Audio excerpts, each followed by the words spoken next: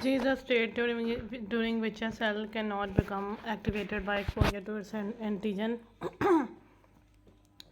तो एनर्जी एक ऐसी स्टेट है जिसमें सेल जो है वो एक्टिवेट नहीं होगा जबकि उसको उसके एंटीजन का एक्सपोजर भी दे दिया जाएगा, उसके बाद भी सेल एक्टिवेट ना हो तो इसको कहते हैं एनर्जी।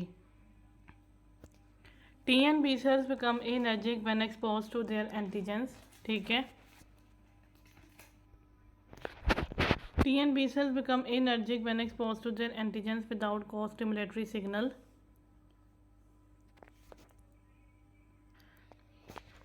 तो यहाँ पे है कि टी और बी सेल्स भी जो हैं वो एनर्जिक हो सकते हैं अगर उन्हें एंटीजन एक्सपोज कर दिया जाए को स्टिमुलेटरी के बगैर ही। ठीक है, को स्टिमुलेटरी सिग्नल के बगैर ही तो टी और बी सेल्स भी एनर्जिक हो सकते हैं। Another mechanism of self tolerance, तो ये सेल्फ टॉलरेंस का एक और मैकेनिज्म बन जाएगा।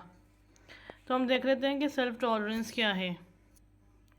Self tolerance refers to the ability of immune system to recognise. ठीक है, तो सेल्फ टॉलरेंस जो है वो इम्यून सिस्टम की एक ऐसी एबिलिटी है जिसके ज़रिए इम्यून सिस्टम जो है वो रिकॉग्नाइज करेगा and therefore not respond against self produce antigens.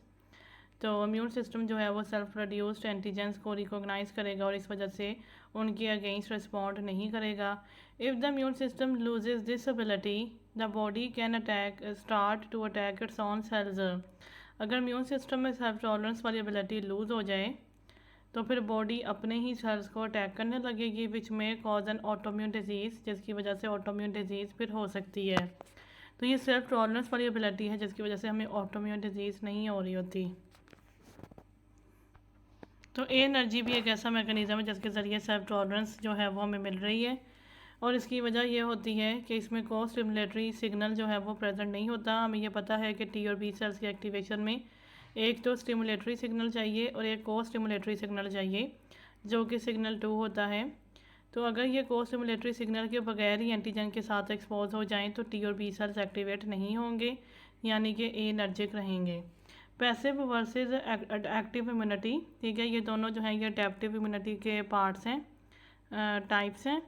Means of acquisition. ठीक है, पैसिव में है रिसीविंग प्री फॉर्म्ड एंटीबॉडीज़। ठीक है, पैसिव इम्यूनिटी में जो है वो प्री फॉर्म्ड एंटीबॉडीज़ रिसीव हो जाती हैं और एक्टिव में exposure to exogenous antigens. Active में हम जो है वो एक्सोजिनस एंटीजेंस के साथ एक्सपोजर करवा देते हैं। ऑनसेट, पैसिव में ऑनसेट रैपिड है। ठीक है, और एक्टिव में स्लो है। Duration, short span of antibodies. अब ऑनसेट तो रैपिड है लेकिन स्पैन यानी ड्यूरेशन जो है वो शॉर्ट है क्योंकि एंटीबॉडीज़ की जो स्पैन है, लाइफ स्पैन, वो शॉर्ट है। Half life is equal to 3 weeks. जबकि एक्टिव में लॉन्ग लास्टिंग प्रोटेक्शन है। ठीक है, मेमोरी रिस्पॉन्स की वजह से। Examples of passive immunity is the IgA in breast milk and the maternal IgG crossing placenta. Antitoxin, humanised monoclonal antibody. ये antitoxin और एंटीबॉडीज़ भी जो हैं ये पैसिव इम्यूनिटी में आती हैं। जबकि एक्टिव में नेचुरल इन्फेक्शन है। वैक्सीन्स और टॉक्सॉइड्स, वैक्सीन्स और टॉक्सॉइड जो हैं वो एक्टिव इम्यूनिटी में आते हैं। Notes, after exposure to tetanus toxin. ठीक है, तो HPV, varicella, rabies virus, botulinum toxin, tetanus toxin और बोटुलिनम टॉक्सिन, और हेपेटाइटिस बी वायरस, वेरिसेला और रेबीज़ वायरस, और डिप्थीरिया टॉक्सिन। ठीक है, अब यहाँ पे एक डिप्थीरिया टॉक्सिन हो गया, बोटुलिनम टॉक्सिन हो गया, टेटनस टॉक्सिन हो गया। Unvaccinated patients are given pre formed antibodies. तो हमने पेशेंट्स को दे देनी है प्री फॉर्म्ड एंटीबॉडीज़ यानी पैसिव इम्यूनिटी दे देनी है। तो इन सारी सिचुएशन से हमें फौरी तौर पे जो है वो प्रोटेक्शन चाहिए होती है ताकि पेशेंट को हम जो है वो फैटल आउटकम से रोक सकें। तो इसमें जो है हमें रैपिड रिस्पॉन्स जब चाहिए होता है तो हम प्री फॉर्म्ड एंटीबॉडीज़ यानी पहले से बनी बनाई एंटीबॉडीज़ या फिर एंटीटॉक्सिन्स पेशेंट को दे रहे होते हैं। एक्टिव इम्यूनिटी में हम पहले पेशेंट्स को एंटीजेंस देते हैं, फिर उन एंटीजेंस को एंटीबॉडीज़ रिकॉग्नाइज कर रही होती हैं, फिर एंटीबॉडीज़ उन एंटीजेंस के रिस्पॉन्स से बन रही होती हैं। तो इस तरह से रिस्पॉन्स जो है जो ऑनसेट है वो स्लो हो जाता है, पर जब एक दफ़ा ऑनसेट जो है वो हो जाता है तो फिर इसकी जो ड्यूरेशन है वो लॉन्ग लास्टिंग प्रोटेक्शन होती है। Combined passive and active immunisations can be given for hepatitis B और दी रेबीज़ एक्सपोजर। ठीक है, हेपेटाइटिस बी और रेबीज़ के लिए हम दोनों एक्टिव और पैसिव इम्यूनिटी की प्रोटेक्शन करवा सकते हैं। उसके बाद आता है वैक्सीनेशंस, ठीक है। वैक्सीनेशंस हम एक्टिव इम्यूनिटी में देते हैं क्योंकि वैक्सीन्स के अंदर भी डिफरेंट एंटीजेंस होते हैं, उन एंटीजेंस को वीक किया गया होता है ताकि वो बॉडी के अंदर जाके एंटीबॉडीज़ को प्रोड्यूस करवा दें लेकिन डिजीज़ ना करवाएं, ठीक है। तो vaccination induces an active immune response, ठीक है, ह्यूमरल और सेलुलर, ठीक है, दोनों तरह का। ह्यूमरल होता है एंटीबॉडीज से रेलिवेंट और सेलुलर होता है सेल्स से रेलिवेंट टू स्पेसिफिक पैथोजेंस। तो इसमें वैक्सीन टाइप दी हुई है, लाइव एटेन्यूएटेड वैक्सीन है, किल्ड और इनएक्टिवेटेड वैक्सीन है, सब यूनिट, रिकॉम्बिनेंट और पॉलीसेक्राइड एंड कॉन्जुगेट, टॉक्सॉइड है और मैसेंजर आरएनए, एमआरएनए, ठीक है। तो सबसे पहले हम देखेंगे live attenuated vaccine. Micro organism rendered non pathogenic but retains capacity for transient growth with in the inoculated host. तो इसमें जो माइक्रो ऑर्गेनिज्म है उसको हमने नॉन पैथोजेनिक कर दिया है लेकिन अभी भी उसके अंदर ट्रांजिएंट ग्रोथ की कैपेसिटी है और ये ट्रांजिएंटली ग्रो करेगा with in the inoculated host, उस होस्ट के अंदर जिसके अंदर हम इसको इनोकुलेट कर देंगे। MMR and varicella vaccines can be given to people, ठीक है, living with HIV without evidence of immunity. तो इसमें जो एग्जांपल्स हैं वैक्सीन के वो एक MMR वैक्सीन है और एक वेरिसला का वैक्सीन है, ठीक है। ये हम पीपल को दे सकते हैं लिविंग विद HIV, उन लोगों को हम दे सकते हैं जिन्हें HIV है क्योंकि HIV वाले पेशेंट्स की इम्यूनिटी कमज़ोर होती है तो उनमें इस तरह के इन्फेक्शंस जो हैं वो हो सकते हैं विदाउट एविडेंस ऑफ इम्यूनिटी, यानी हम इम्यूनिटी के चेक किए बगैर ही हम ये वाले वैक्सीन HIV वालों को दे सकते हैं। If CD4 positive cell count, अगर हम देखें कि CD4 सेल काउंट जो है वो ग्रेटर दैन 200 सेल्स पर mm³ है, ठीक है। तो HIV वाले पेशेंट्स के अंदर हम सेल काउंट को देखेंगे, अगर सेल काउंट जो है वो 200 सेल्स पर mm³ से ज़्यादा है तो फिर हमने इन पेशेंट्स को जो है वो MMR और वेरिसला वैक्सीन दे देने हैं।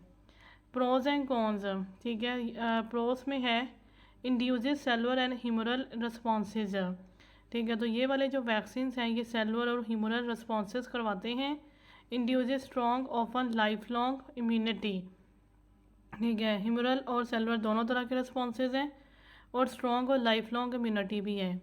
कॉन्स में revert to the virulent form, ठीक है। इन्होंने जो है वो माइक्रो ऑर्गेनिजम्स को नॉन पैथोजेनिक कर दिया था लेकिन हो सकता है कि माइक्रो ऑर्गेनिजम्स अपने विरुलेंट फॉर्म में आ जाएं।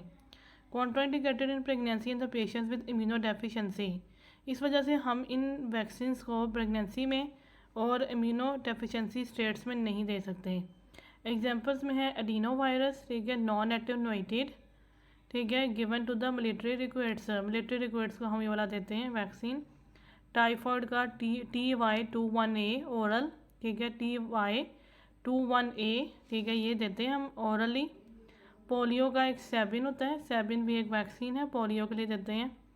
वेरिसला, ठीक है, chicken pox, small pox, BCG TB का होता है। Yellow fever, influenza intranasal, influenza का इंट्रानेजल देते हैं। MMR रोटा वायरस, ठीक है। Attention teachers, please vaccinate small beautiful young infants with MMR regularly. तो इसमें जो है वो हम इसका याद रख सकते हैं एडिनो वायरस, T से टाइफॉइड, P से पोलियो, V से वेरिसला, स्मॉल से स्मॉल पॉक्स, B से BCG, Y से येलो फीवर, I से इन्फ्लुएंजा इंट्रानेजल और MMR तो वैसे ही हमें याद रहेगा इसमें। किल्ड और inactivated vaccine, pathogen is inactivated by heat और केमिकल्स, इसमें है जो पैथोजन है उसको हमने इनएक्टिवेट कर देना है पहले हीट या केमिकल से। Maintaining epitope structure on the surface antigens is important for the immune response, ठीक है। एंटीजन के ऊपर एपिटोप के स्ट्रक्चर को हम इसमें मेंटेन रखते हैं, इम्यून रिस्पॉन्स के लिए ये चीज़ रिक्वायर्ड है। मेनली इंड्यूसेस अ ह्यूमरल रिस्पॉन्स, तो जो लाइव एटेन्यूएटेड थे उसमें हमने देखा कि सेलुलर और ह्यूमरल रिस्पॉन्स दोनों थे लेकिन इसमें सिर्फ ह्यूमरल रिस्पॉन्स होगा। प्रोस में है सेफर देन लाइव वैक्सीन्स, ठीक है, ये सेफ इसलिए हैं क्योंकि ये विरुलेंट फॉर्म में कन्वर्ट नहीं हो सकते। कॉन्स में है weaker cell mediated immune response, ठीक है, इनका इम्यून रिस्पॉन्स वीक होगा और booster shots are usually needed. इसमें हेपेटाइटिस ए का है, टाइफॉइड में है VI पॉलीसेकेराइड और इंट्रामस्कुलर। ठीक है, जो ऊपर वाले में था वो टाइफॉइड का था TY21A ओरल, लेकिन इसमें टाइफॉइड का है VI पॉलीसेकेराइड इंट्रामस्कुलर। रेबीज़, ठीक है, रेबीज़ भी इसमें आएगा। इन्फ्लुएंज़ा का इंट्रानेजल वाला ऊपर था, लेकिन यहाँ पे इंट्रामस्कुलर वाला है। पोलियो का 7 हमने ऊपर पढ़ा था, तो सॉल्क जो है वो इसमें है। तो उसके बाद हम देखते हैं सब यूनिट रिकॉम्बिनेंट पॉलीसेकेराइड और conjugate. All use specific antigens that best stimulate the immune system. तो इन सारों के अंदर जो है वो स्पेसिफिक एंटीजेंस प्रेजेंट होंगे और वो इम्यून सिस्टम को स्टिमुलेट करेंगे। प्रोस में है targets specific एपिटॉप्स of antigens, lower chance of adverse reactions. तो इनके प्रोस में ये है कि ये स्पेसिफिक एपिटॉप्स को टारगेट करेंगे, जिसकी वजह से एडवर्स रिएक्शन होने के चांसेस बहुत ही कम हो गए हैं। कॉन्स में है कि ये एक्सपेंसिव होते हैं और इनका इम्यून रिस्पॉन्स भी वीक होता है, इतना स्ट्रॉन्ग नहीं होता। स्ट्रॉन्ग जो है वो लाइव एटेन्यूएटेड वालों का होता है। तो HBV में, ठीक है, HBV के एंटीजन HBsAg को इन्होंने टारगेट करना है। और HPV ए सेलुलर परटूसिस, ठीक है, Neisseria meningitidis various strains, Streptococcus pneumoniae, तो इसमें है PPSV23, ठीक है, PPSV23 polysaccharide primarily T cell independent response. Streptococcus pneumoniae, ठीक है, तो इसके अंदर है PPSV23, ठीक है, पॉलीसेकेराइड को इन्होंने टारगेट करना है। Primarily T cell independent response, ठीक है, ये टी सेल इंडिपेंडेंट रिस्पॉन्स होगा। PCV13 कॉन्जुगेटेड पॉलीसेकेराइड, ठीक है, तो इसमें एक और है, वो है PCV13 और वो है कॉन्जुगेटेड पॉलीसेकेराइड है, produces T cell dependent response. Haemophilus influenzae type B और हर्पिस ज़ोस्टर। तो इसमें हमने देखा कि डिफरेंट जो इसमें एंटीजेंस होंगे, ठीक है, और उन एंटीजेंस ने जो है वो इम्यून सिस्टम के डिफरेंट एपिटॉप्स को टारगेट करना है। ठीक है, तो अगर हम HPV में देखें तो HBsAg एक एंटीजन है, उसको टारगेट किया जाएगा। ह्यूमन पेपिलोमा वायरस में भी हम इनको यूज़ करेंगे, ए सेलुलर परटोसिस में यूज़ करेंगे, निजेरिया मेनिंजिटाइटिस में यूज़ करेंगे। ठीक है, स्ट्रेप्टोकोकस न्यूमोनियाई में हमने 2 जो हैं वो पढ़े हैं, एक है PPSV23 और एक है PCV13। ठीक है, तो ये जो दोनों हैं ये इसके डिफरेंट एंटीजेंस हैं ये स्ट्रेप्टोकोकस न्यूमोनियाई के। ठीक है, तो इनको टारगेट किया जाएगा।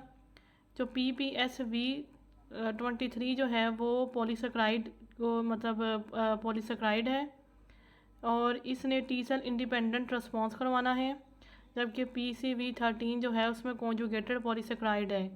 ठीक है, दोनों में पॉलीसेकेराइड है, एक में कॉन्जुगेटेड है और एक में कॉन्जुगेटेड नहीं है। तो कॉन्जुगेटेड पॉलीसेकेराइड है produces T cell dependent response.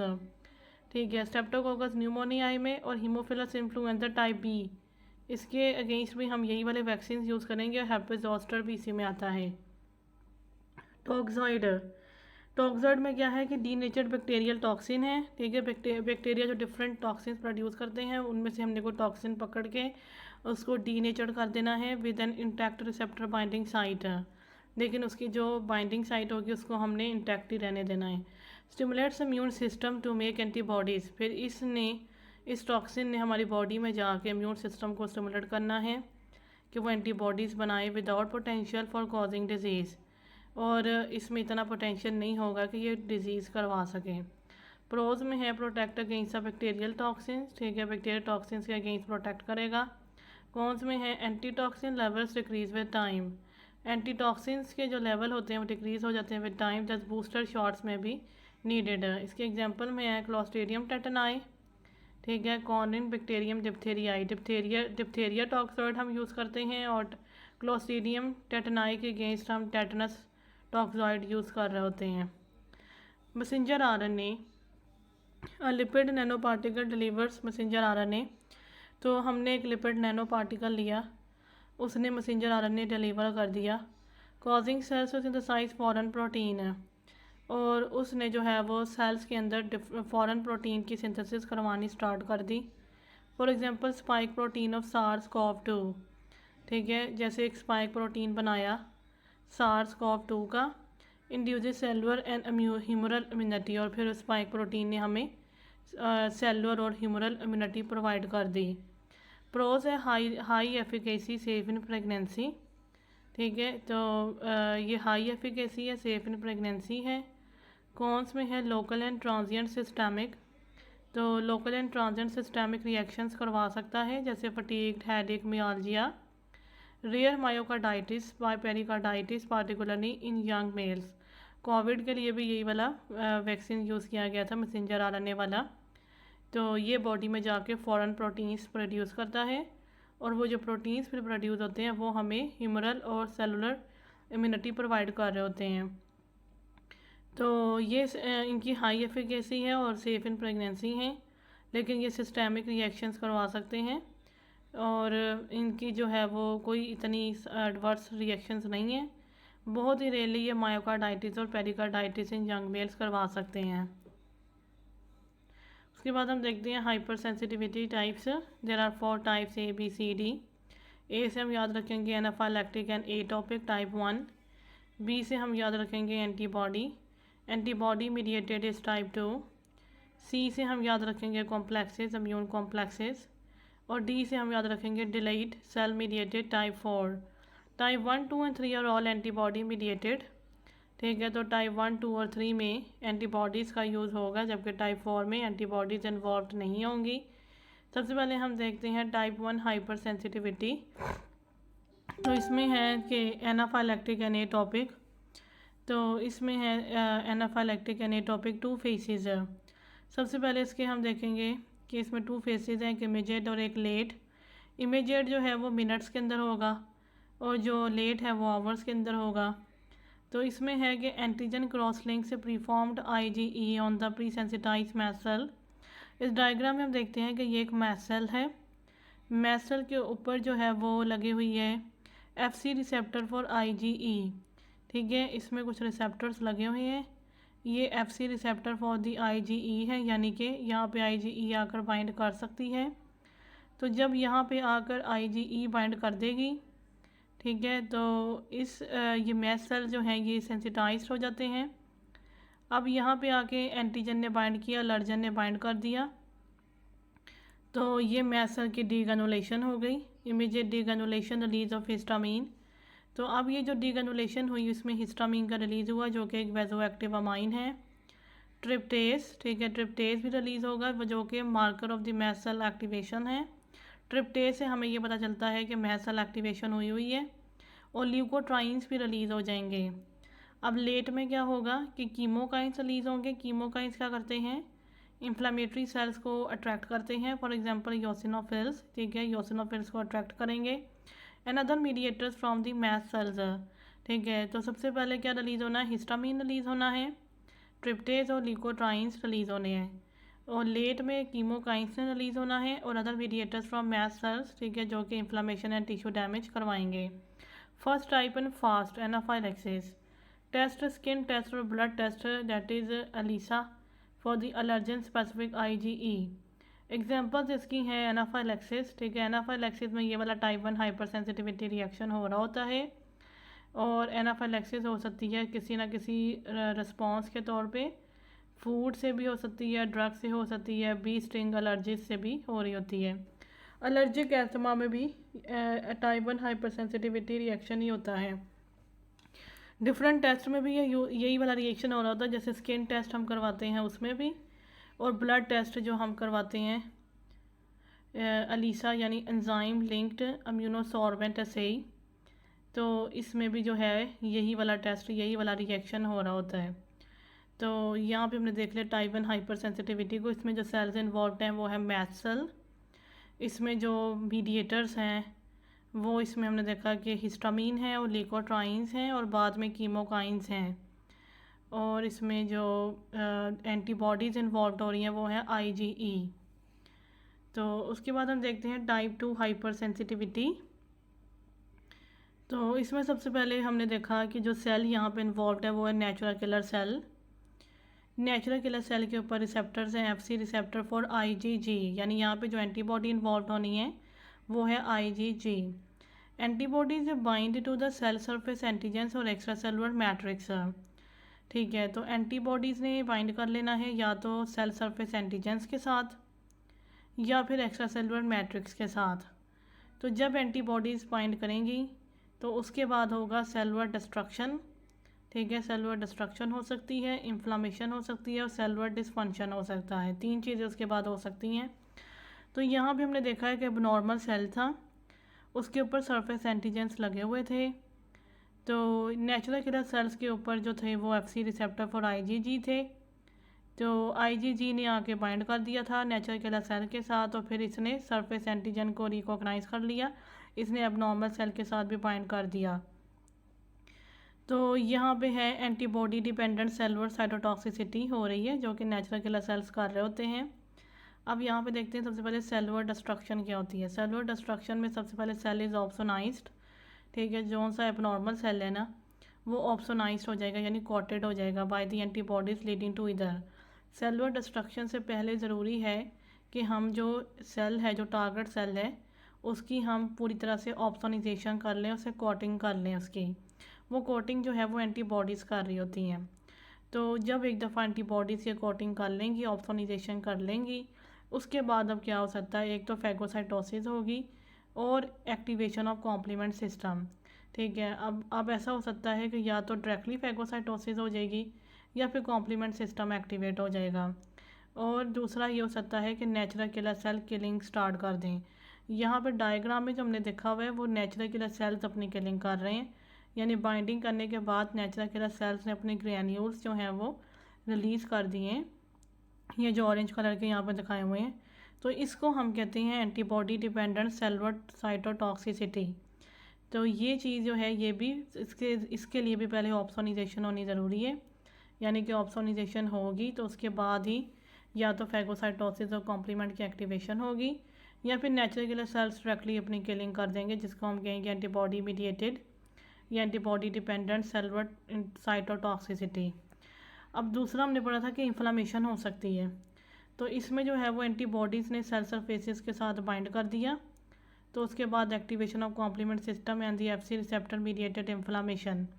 ठीक है, इन्फ्लामेशन के लिए ज़रूरी है। अब यहाँ पे ये ज़रूरी नहीं है कि ऑप्सोनाइजेशन हो, यहाँ पे बस इतना ज़रूरी है कि एंटीबॉडीज़ जो हैं वो सेल सरफेस के साथ बाइंड कर देंगी और उसके बाद कॉम्प्लीमेंट सिस्टम एक्टिवेट होगा, यानी इन्फ्लामेशन के लिए कॉम्प्लीमेंट सिस्टम का एक्टिवेट होना बहुत ज़रूरी है और फिर एफसी रिसेप्टर मीडिएटेड इन्फ्लामेशन हो जाएगी।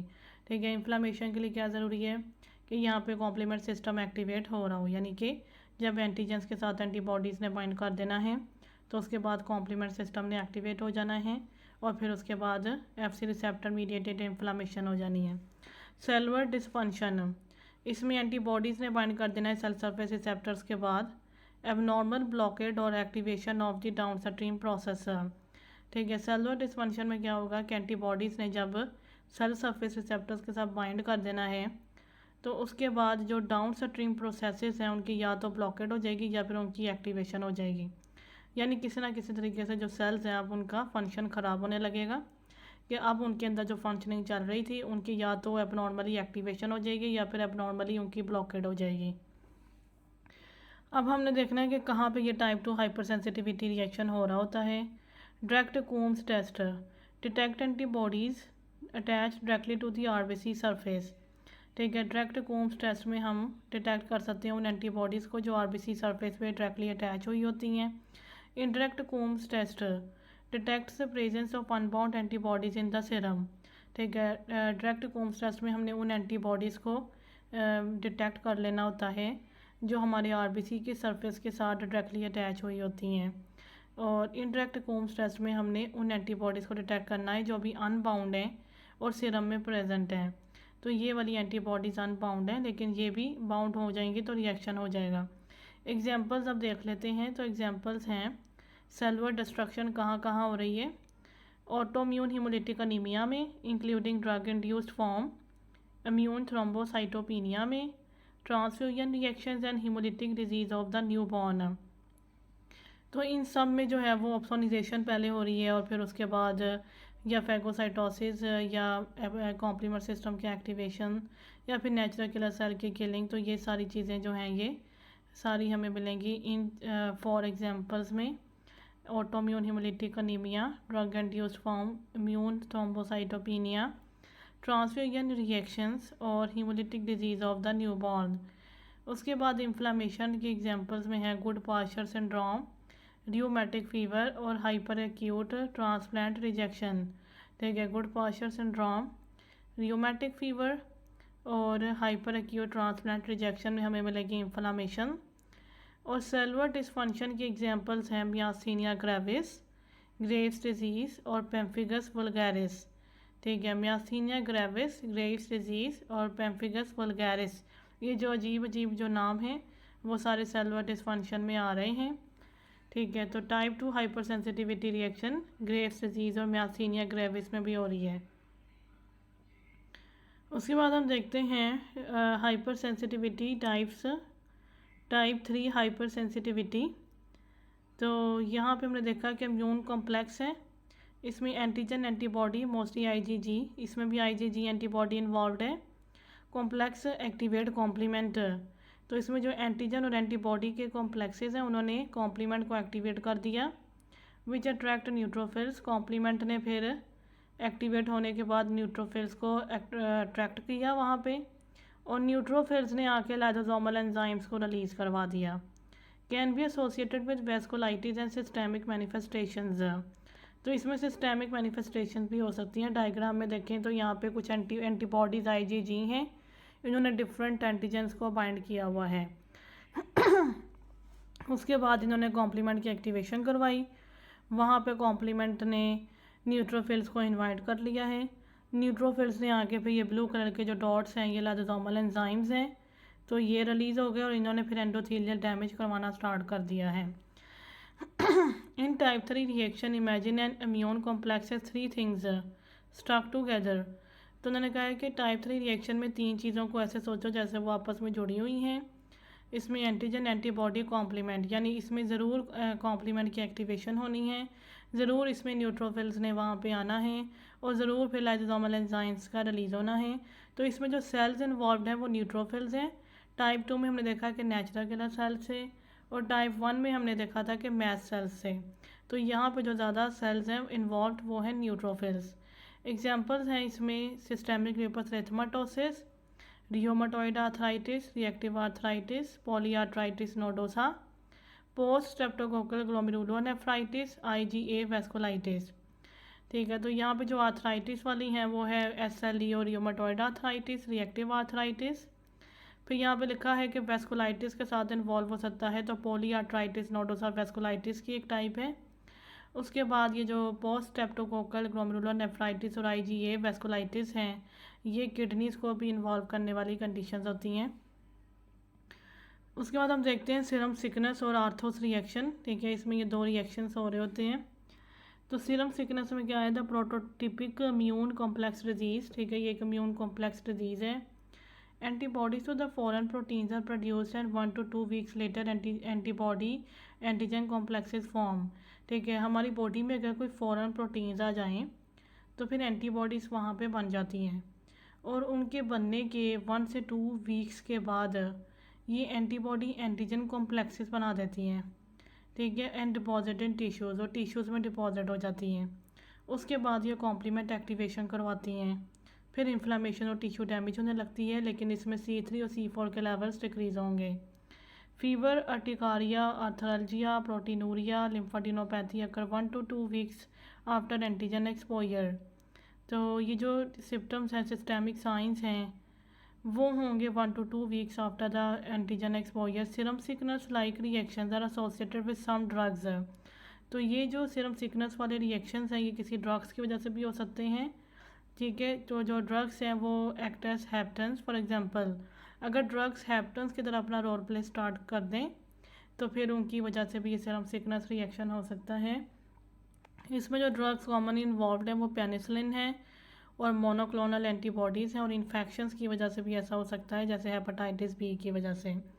तो सीरम सिकनेस हमने देखा है कि कुछ फॉरेन प्रोटीन्स हमारी बॉडी में जब आते हैं तो उनके रिस्पॉन्स में हमारी बॉडी कुछ एंटीबॉडीज़ को बना देती है, फिर वो एंटीबॉडीज़ 1 to 2 वीक्स के बाद एंटीजेंस के साथ बाइंड करके इम्यून कॉम्प्लेक्सेस बनाती हैं, उन इम्यून कॉम्प्लेक्सेस का कॉम्प्लीमेंट एक्टिवेशन होती है और फिर इसी तरह से न्यूट्रोफिल्स आते हैं और न्यूट्रोफिल्स आकर वहाँ पे लाइसोसोमल एंजाइम्स रिलीज़ करवाते हैं और फिर वही इन्फ्लामेशन और टिश्यू डैमेज वहाँ पे स्टार्ट हो जाती है।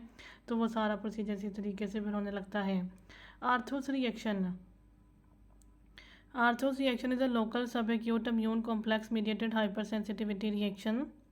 ठीक है, तो ये सब एक्यूट है, लोकल है और इम्यून कॉम्प्लेक्स मीडिएटेड है। Intradermal injection of antigen into the pre sensitised individual. ठीक है, अब क्या है कि इंडिविजुअल के अंदर पहले से ही आईजीजी एंटीबॉडी सर्कुलेटिंग थी, तो उसमें हमने जो है वो एंटीजन का इंजेक्शन दे दिया, इंट्राडर्मल इंजेक्शन दे दिया। तो उन एंटीबॉडीज़ के साथ जब एंटीजन्स ने बाइंड कर लिया तो immune complex formation in the skin हो गई। Enhanced local reaction to a booster vaccination, इसकी एग्जांपल ये है कि जब हम कोई बूस्टर वैक्सीनेशन करवाते हैं तो उस टाइम पे हम देखते हैं कि बहुत ही ज़्यादा लोकल रिएक्शन हो गया है। Characterised by oedema, fibrinoid necrosis, activation of complement. तो आर्थोस रिएक्शन में ये होता है कि बॉडी के अंदर पहले से ही आईजीजी सर्कुलेटिंग फॉर्म्स में फिर रही होती हैं, तो जब हम कोई इंट्राडर्मल इंजेक्शन करवाते हैं और ये आईजीजी पहले से ही सेंसिटाइज्ड हैं, ठीक है, तो हमने जो है वो इंट्राडर्मल इंजेक्शन ऑफ एंटीजन करवाया तो एंटीजन और एंटीबॉडी इम्यून कॉम्प्लेक्सेस बन गए और उन्होंने स्किन के ऊपर एक रिएक्शन करवा दिया जो कि जो है वो इन्हांस्ड रिएक्शन होगा। तो ये चीज़ हम देखेंगे कि बूस्टर वैक्सीनेशन में अक्सर हमें मिलेगी।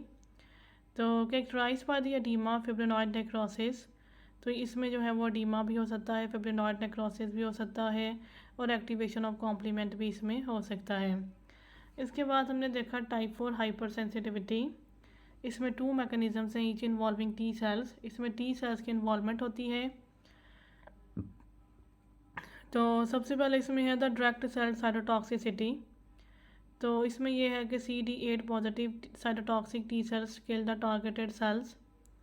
तो यहाँ पे हमने देखा कि एक एंटीजन प्रेजेंटिंग सेल है, उसके ऊपर MSC है, MSC के ऊपर एंटीजन है, उस एंटीजन को जो है वो सेंसिटाइज TH1 सेल्स ने जो है वो रिकॉग्नाइज़ किया हुआ है अपने TCR के ज़रिए। तो इस तरीके से ये TH1 सेल्स ने जो है वो रिलीज़ करवाया, ठीक है, और इसने जो है वो एक्टिवेटेड मैक्रोफेजेस को एक्टिवेट कर देना है।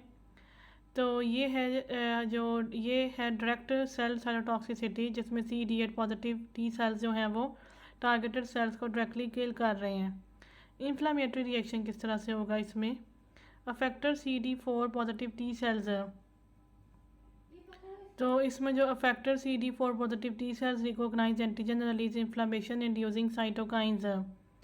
ठीक है, तो इसमें जो effector CD4 positive T sales हैं वो एंटीजन को रिकॉग्नाइज, ये जो डायग्राम इन्होंने शो किया हुआ है ये इन्फ्लामेटरी रिएक्शन शो किया है। यहाँ पे हमने देखा कि CD4 सेल्स हैं, तो इन्होंने रिकॉग्नाइज किया एंटीजन्स को रिलीज़ कर दिए इन्फ्लामेशन इंड्यूसिंग साइटोकाइंस। ठीक है, तो इन्होंने साइटोकाइंस रिलीज़ कर दिए, उन साइटोकाइंस ने फिर मैक्रोफेज को एक्टिवेट कर देना है। यानी कि टाइप 4 हाइपर सेंसिटिविटी में टी सेल्स के साथ मैक्रोफेजेस ने भी इन्वॉल्व होना है। एक में तो बिल्कुल इन्वॉल्व नहीं होना जो कि डायरेक्ट सेल साइटोटॉक्सिसिटी है, उसमें मैक्रोफेज इन्वॉल्व नहीं है। लेकिन ये जो इन्फ्लामेटरी रिएक्शन है इसमें मैक्रोफेजेस इन्वॉल्व हैं, क्योंकि CD4 टी सेल्स ने एंटीजन्स को रिकॉग्नाइज करने के बाद इन्फ्लामेशन करवाने वाले साइटोकाइंस को रिलीज़ करना है। Response does not involve antibodies, ठीक है, वर्सेज टाइप 1, 2 एंड 3। एग्जाम्पल्स में है कॉन्टैक्ट डर्माटाइटिस, ठीक है, for example poison ivy and nickel allergy. Graft versus host disease. Test में PPD for the tuberculosis infection है, patch test for the contact dermatitis, Candida skin test for the T cell immune function. ठीक है, तो यहाँ पे TB के लिए जो स्किन टेस्ट हम करवाते हैं ये PPD, ठीक है, उसमें भी ये टाइप 4 हाइपर सेंसिटिविटी होती है। पैच टेस्ट हम करवाते हैं कॉन्टैक्ट डर्माटाइटिस के लिए, उसमें भी यही है। कैंडिडा स्किन टेस्ट हम करवाते हैं तो उसमें भी यही है। 4 T's हम याद रख सकते हैं, टी सेल्स है, transplant rejections, TB skin test और टचिंग, ठीक है, contact dermatitis. PPD skin test is a method use to diagnose silent यानी लेटेंट ट्यूबरकुलोसिस इन्फेक्शन। ठीक है, PPD stands for the purified protein derivative, the positive immunologic response to PPD antigen is seen here. ठीक है, तो हमने देखा कि इसमें टाइप 4 हाइपर सेंसिटिविटी रिएक्शन हो रहा होता है। ये एक ऐसा स्किन टेस्ट है जिसमें हम साइलेंट यानी लैटेंट ट्यूबरक्लोसिस इन्फेक्शन को डायग्नोस कर रहे होते हैं। और PPD स्टैंड्स फॉर है purified protein derivative. Immunologic blood transfusion reactions, ठीक है। तो इसमें सबसे पहले हम देखते हैं कि मतलब जब ब्लड ट्रांसफ्यूजन हम करते हैं तो उसके बाद कौन कौन से रिएक्शंस हैं जो रेसिपिएंट के अंदर हो सकते हैं। इसमें एक तो है एलर्जिक एनाफाइलेक्टिक रिएक्शन, फिर इसमें है एक्यूट हीमोलिटिक ट्रांसफ्यूजन रिएक्शन, फिर इसमें febrile non haemolytic transfusion reaction, फिर इसमें है the transfusion related acute lung injury, और फिर इसमें है डिलेड हीमोलिटिक ट्रांसफ्यूजन रिएक्शन। तो सबसे पहले इसमें एलर्जिक और एनाफाइलेक्टिक रिएक्शन है। ये type 1 hyper sensitivity reaction against plasma proteins इन ट्रांसफ्यूज ब्लड, यानी कि जो ब्लड ट्रांसफ्यूज़ किया गया था उसके अंदर कुछ प्लाज्मा प्रोटीन्स हैं, उनके अगेंस्ट जो है वो टाइप 1 हाइपर सेंसिटिविटी रिएक्शन हो जाता है। IgA deficient individual should receive blood products without IgA। तो जौन से इंडिविजुअल्स के अंदर IgA ना हो उनको अगर हम ट्रांसफ्यूजन कर रहे हैं ब्लड प्रोडक्ट्स की, तो उन ब्लड प्रोडक्ट्स को भी हमें IgA के बगैर ट्रांसफ्यूज़ करवाना चाहिए। Timing within minutes to 2 to 3 hours, ठीक है। मिनट्स टू 2 to 3 आवर्स के अंदर इसकी प्रेजेंटेशन हो जाती है। Due to the release of pre formed inflammatory mediators in degranulating mast cells, क्योंकि इसमें जो है वो प्री फॉर्म्ड इन्फ्लामेटरी मीडिएटर्स की रिलीज हो जाती है from the degranulating mast cells. Clinical presentation है इसमें, अगर तो एलर्जीज है तो अर्टिकारिया प्रोरेटस है, एनाफाइलेक्सिस है तो वीजिंग, हाइपोटेंशन, रेस्पिरेटरी अरेस्ट और शॉक। तो यहाँ पे हमने देखा कि होस्ट ब्लड है, होस्ट ब्लड के ऊपर IgE है जो कि एंटी IgA है, तो यानी कि इस पेशेंट के अंदर IgA नहीं देनी चाहिए। तो अब डोनर ब्लड में जो है वो डोनर प्लाज्मा प्रोटीन्स हमने दे दिए, उनके अगेंस्ट रिएक्शन हो गया और इंक्लूडिंग IgA भी दे दी, तो इसकी वजह से अब होगी एलर्जिक एनाफाइलेक्टिक रिएक्शन जो कि टाइप 1 हाइपर सेंसिटिविटी रिएक्शन है। तो दूसरा हम देखते हैं एक्यूट हीमोलिटिक ट्रांसफ्यूजन रिएक्शन। तो ये टाइप 2 हाइपर सेंसिटिविटी रिएक्शन है, टिपिकली कॉजेज इंट्रावेस्कुलर हीमोलाइसिस, और इसकी वजह से जो है वो इंट्रावेस्कुलर हीमोलाइसिस हो सकती है। ये हम देखते हैं ज़्यादातर ABO ब्लड ग्रुप इनकम्पैटिबिलिटी।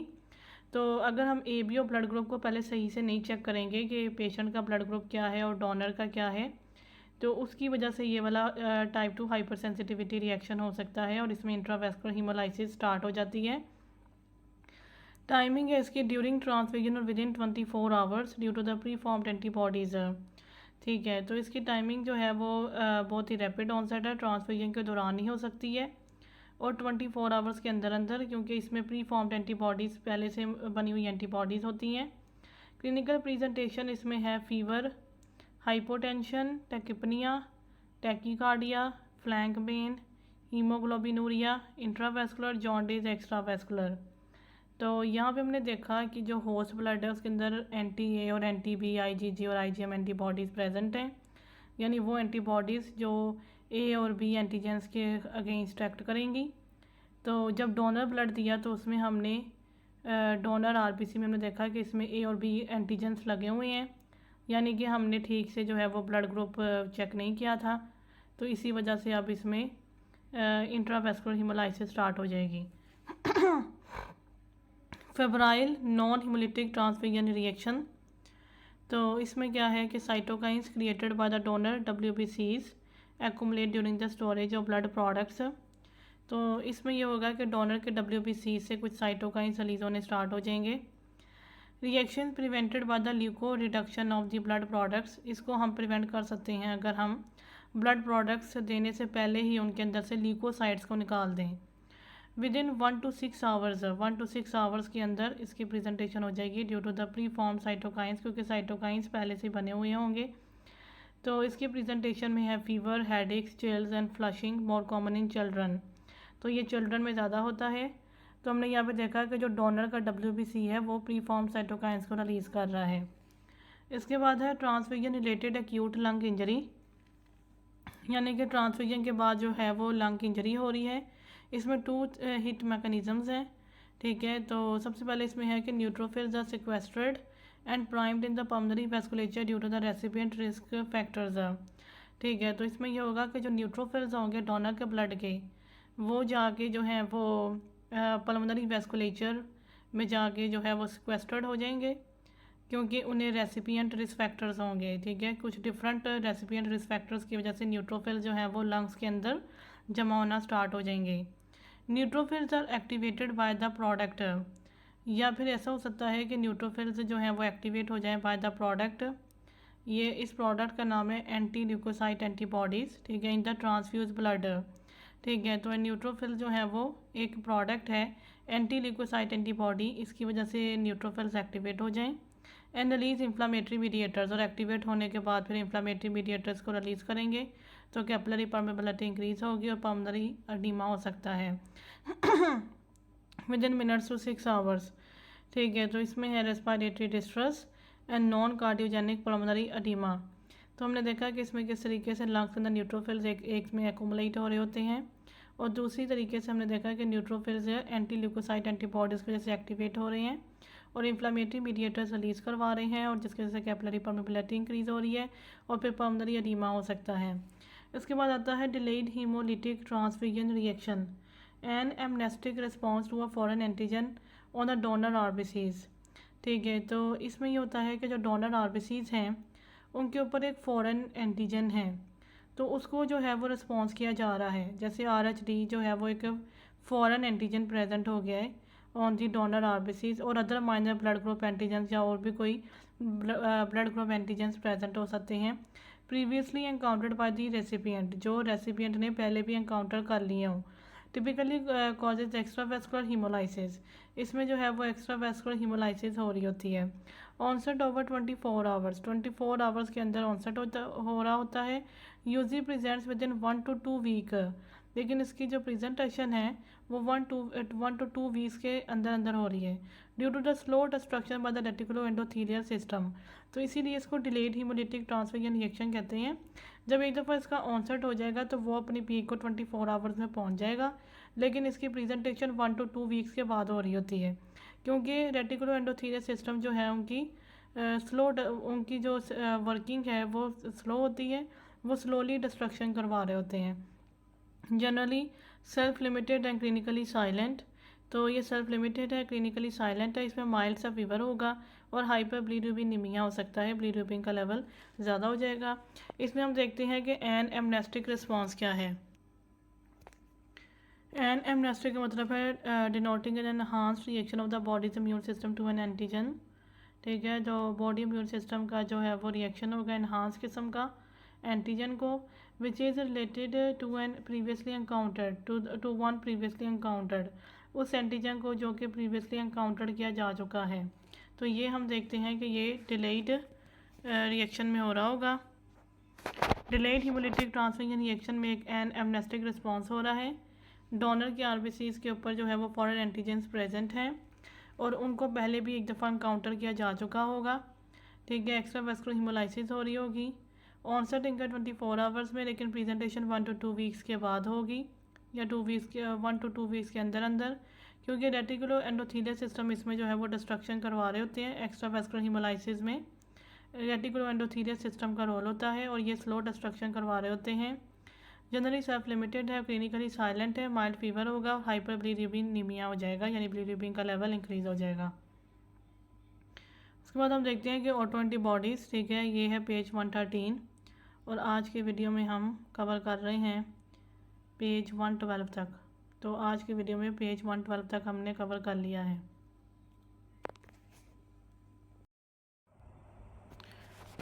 तो हम स्टार्ट करते हैं पेज 113 सेक्शन 2 इम्यूनोलॉजी के इम्यून रिस्पॉन्सेस। तो इसमें सबसे पहले है ऑटो एंटीबॉडीज़। ऑटो एंटीबॉडीज़ जो हैं वो डिफरेंट डिजीज़ के साथ एसोसिएटेड हैं। इसमें है anti post synaptic acetylcholine receptor, myasthenia gravis में होती है। Anti pre synaptic voltage gated calcium channel, तो ये लैम्बर्ट ईटन मियास्थेनिक सिंड्रोम में है। Anti beta 2 glycoprotein 1, anti phospholipid syndrome. Anti nuclear जो है वो हमें पता है कि non specific screening antibody often associated with systemic lupus erythematosus. Anti nuclear antibody जो है वो सिस्टेमिक लूपस एरिथेमेटोसिस में देखी गई है और ये नॉन स्पेसिफिक स्क्रीनिंग एंटीबॉडी भी है। Anti cardiolipin lupus anticoagulant, systemic lupus erythematosus और anti phospholipid syndrome, anti DS DNA और एंटी स्मिथ, ये भी systemic lupus erythematosus, anti cardiolipin, anti DS DNA और एंटी स्मिथ और एंटी न्यूक्लियर, तीनों के तीनों सिस्टेमिक ल्यूपस एरिथेमेटोसिस में देखी गई। Anti histone drug induced lupus में, anti U1RMP mixed connective tissue disease, ठीक है, anti U1RMP ribonucleoprotein mixed connective tissue disease. Rheumatoid factor, रियोमेटॉइड factor जो है वो रियोमेटॉइड आर्थराइटिस में नज़र आएगा। इसमें है IgM antibody against IgG-Fc region, anti cyclic citrullinated peptide, ठीक है, anti cyclic citrullinated peptide more specific है, ठीक है। रियोमेटॉइड फैक्टर में जो है वो IgM एंटीबॉडी अगेंस्ट होती है IgG के FC पोर्शन के, FC रीजन के, ठीक है, IgM IgG के FC रीजन के अगेंस्ट होती है। लेकिन इसमें जो मोर स्पेसिफिक है वो anti CCP more specific antibody है in the rheumatoid arthritis.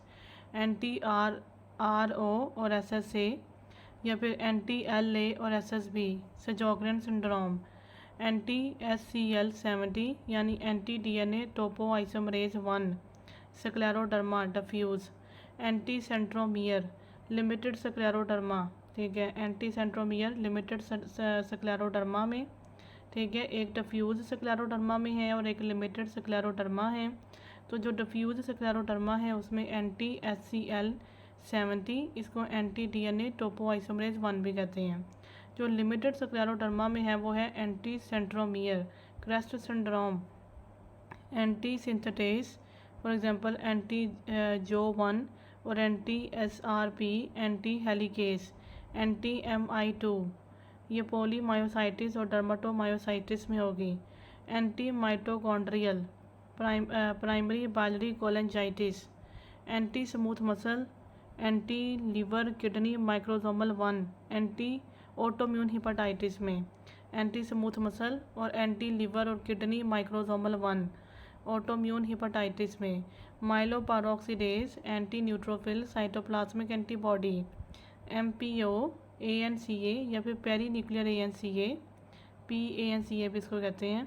Microscopic polyangiitis, eosinophilic granulomatosis with polyangiitis, ulcerative colitis and primary sclerosing cholangitis, ठीक है। प्राइमरी स्क्लेरोजिंग कोलेंजाइटिस में ये myeloperoxidase anti neutrophil cytoplasmic antibodies हैं, ठीक है, जबकि एंटी प्राइमरी बाइलरी कोलेंजाइटिस में एंटी माइटोकॉन्ड्रियल है।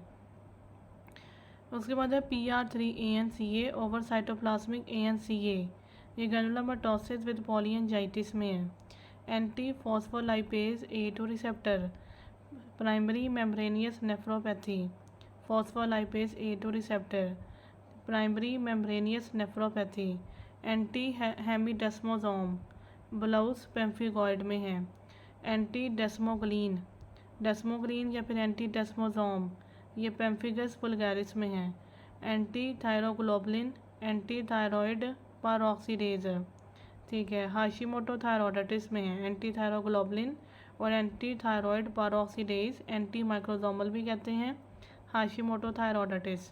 Anti TSH receptor Graves disease, IgA anti endomysial, IgA anti tissue transglutaminase, IgA and IgG deamidated gliadin peptide, celiac disease, anti-glutamic acid decarboxylase, islet cell cytoplasmic antibodies, islet cell cytoplasmic antibodies और anti-glutamic acid decarboxylase GAD, ठीक है, anti GAD और islet cell cytoplasmic antibodies हैं type 1 diabetes mellitus. Anti parietal cell anti intrinsic factor है pernicious anaemia, anti glomerular basement membrane Goodpasture syndrome. उसके बाद है immuno deficiencies. Immuno deficiencies में एक B cell disorders, T cell disorders और इसमें आगे हैं B and T cell disorders. तो सबसे पहले इसमें देखते हैं B सेल डिसऑर्डर्स। इसमें सबसे पहले X linked A gamma globulinaemia, defect in the BTK tyrosine kinase gene, ठीक है। तो X linked agammaglobulinaemia, इसमें BTK जीन में जो है वो डिफेक्ट आ जाता है, जो कि एक टायरोसिन काइनेज जीन है। नो बी सेल मैचुरेशन, फिर उसके बाद जो है वो बी सेल मैचुरेशन रुक जाती है। ये एक्स लिंक्ड रिसेसिव डिजीज़ है और ये मोर कॉमन इन बॉयज़ है। Recurrent bacterial and enteroviral infection after 6 months, 6 months के बाद जो है वो डिफरेंट बैक्टीरियल और एंटेरोवायरल इन्फेक्शन स्टार्ट हो जाते हैं, क्योंकि इसमें मैटरनल IgG के लेवल्स डिक्रीज होते हैं। Absent B cells in the peripheral blood, peripheral blood smear में हम देखेंगे कि बी सेल्स हमें नहीं मिलेंगे। Decrease immunoglobulin of all classes, क्योंकि बी सेल जो है वो इम्यूनोग्लोबुलिन्स बनाते हैं, इस वजह से इम्यूनोग्लोबुलिन भी ऑल क्लासेस की डिक्रीज हो जाएगी। Absent scanty lymph node and tonsils, और इसमें जो लिम्फ नोड्स हैं वो एब्सेंट होंगे और टॉन्सिल्स में primary follicles and germinal centres absent, ठीक है। टॉन्सिल्स में और लिम्फ नोड्स जो हैं वो इसमें स्कैंटी होंगे और एब्सेंट भी हो सकते हैं। टॉन्सिल्स में जो है वो प्राइमरी फॉलिकल्स और जर्मिनल सेंटर्स एब्सेंट होंगे, इसलिए इन पेशेंट्स में लाइव वैक्सीन जो हैं वो कॉन्ट्राइंडिकेटेड हैं। Live vaccines are contraindicated in these patients. Selective IgA deficiency, सबसे पहले इसमें एक्स लिंक गैमा ग्लोबिनीमिया है, उसके बाद इसमें सेलेक्टिव IgA डेफिशिएंसी है। Cause unknown, most common primary immunodeficiency, ठीक है, ये प्राइमरी इम्यूनोडेफिशिएंसी, उसका कॉज अननाउन है। मेजोरिटी एसिम्टोमेटिक, ठीक है, बहुत से पेशेंट्स जो हैं वो इसमें एसिम्टोमेटिक रहते हैं, but it can see airway and GI infections, लेकिन इसमें एयरवे और GI इन्फेक्शंस हो सकते हैं। ऑटोम्यून डिजीज़ हो सकती हैं, एटोपी हो सकती है, anaphylaxis to IgA in the blood products, और अगर ब्लड ट्रांसफ्यूजन करवाई जाए तो उसमें IgA के अगेंस्ट एनाफाइलैक्सिस हो सकती है।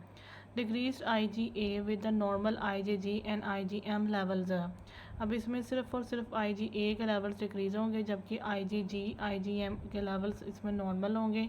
Increase susceptibility to GRDSs, GRDSs जो है वो इन पेशेंट्स में ज़्यादा हो रहा होता है। Can cause false negative coeliac disease test, तो इनमें जो है वो सीलिक डिजीज़ का टेस्ट जो है वो फॉल्स नेगेटिव भी आ सकता है, यानी कि असल में सीलिक डिजीज़ हो लेकिन जो रिज़ल्ट्स हैं वो नेगेटिव आ जाएं, तो ये फॉल्स नेगेटिव रिज़ल्ट होगा। Common variable immunodeficiency, common variable immunodeficiency CVI, defects in the B cell differentiation cause unknown in most cases, तो इनमें जो है वो बी सेल के डिफरेंशिएशन में डिफेक्ट आ जाता है और इसका भी कॉज अननाउन है। May present in childhood but usually diagnosed after puberty, तो ये जो डिज़ीज़ है ये चाइल्डहुड में प्रेजेंट हो तो जाती है, लेकिन इसकी जो डायग्नोसिस है वो पुबर्टी में होगी। Increase risk of autoimmune disease, bronchiectasis, lymphoma, sinopulmonary infections, तो सारे लंग से रेलिवेंट इसमें जो है वो डिजीज़ हो रही हैं, जैसे ब्रोंकिएक्सटेसिस, साइनोपल्मोनरी इन्फेक्शंस और लिम्फोमा इसमें हो सकता है, और ऑटोम्यून डिजीज़ तो वैसे ही हो सकती है जब बी सेल डिफरेंशिएशन में डिफेक्ट आएगा। तो decrease plasma cells and decrease immunoglobulins, ये दोनों चीज़ें जो हैं ये बी सेल से बनती हैं, तो जब बी सेल की डिफरेंशिएशन नहीं हो रही होगी तो प्लाज्मा सेल्स भी डिक्रीज़ होंगे और इम्यूनोग्लोबुलिन्स भी इसमें डिक्रीज़ हो जाएंगी।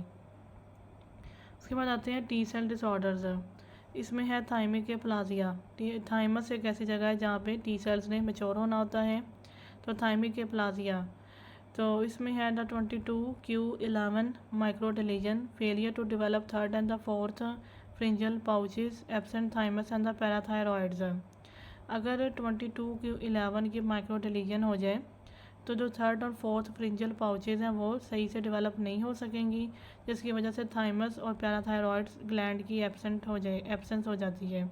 इसमें आगे दो टर्म्स और हैं, एक है डायजियोर्ज सिंड्रोम और एक है the willow cardiofacial syndrome.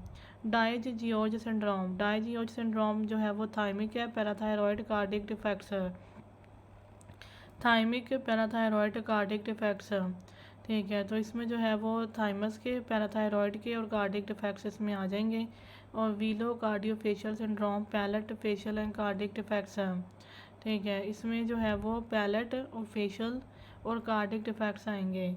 Catch 22 cardiac defects, ठीक है, कैच 22 से इस निमोनिक के ज़रिए इसको याद रख सकते हैं।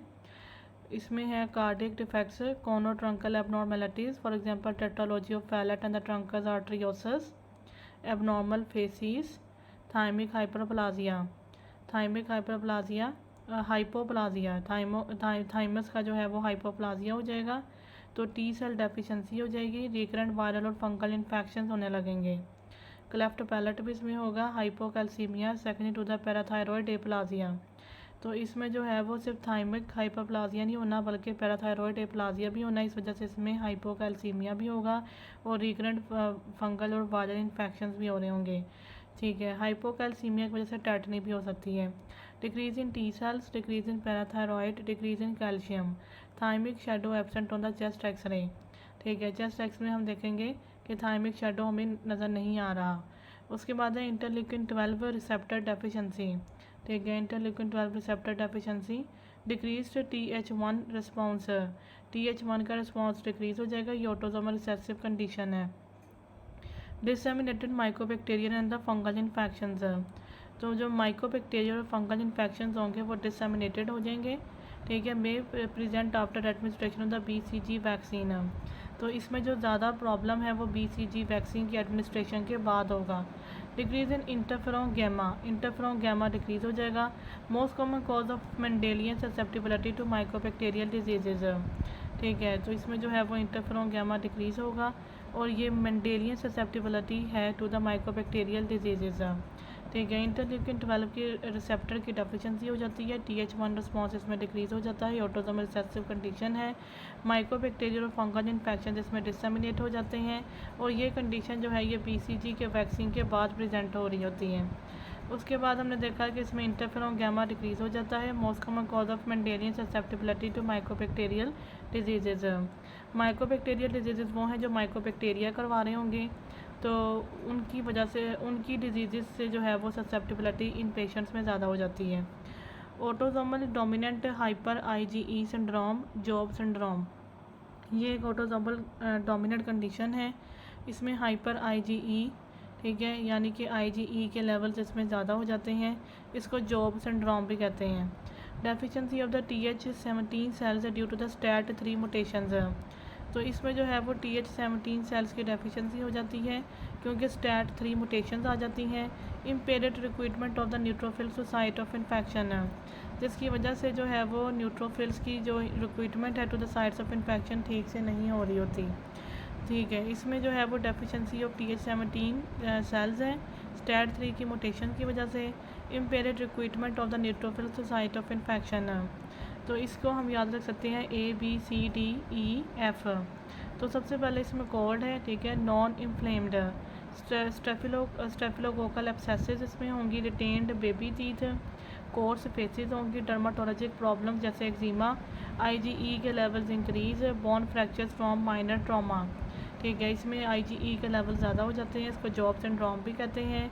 ठीक है, और इसमें TH17 सेल्स की जो है वो डेफिशिएंसी हो जाती है क्योंकि STAT3 की मुटेशन होती है।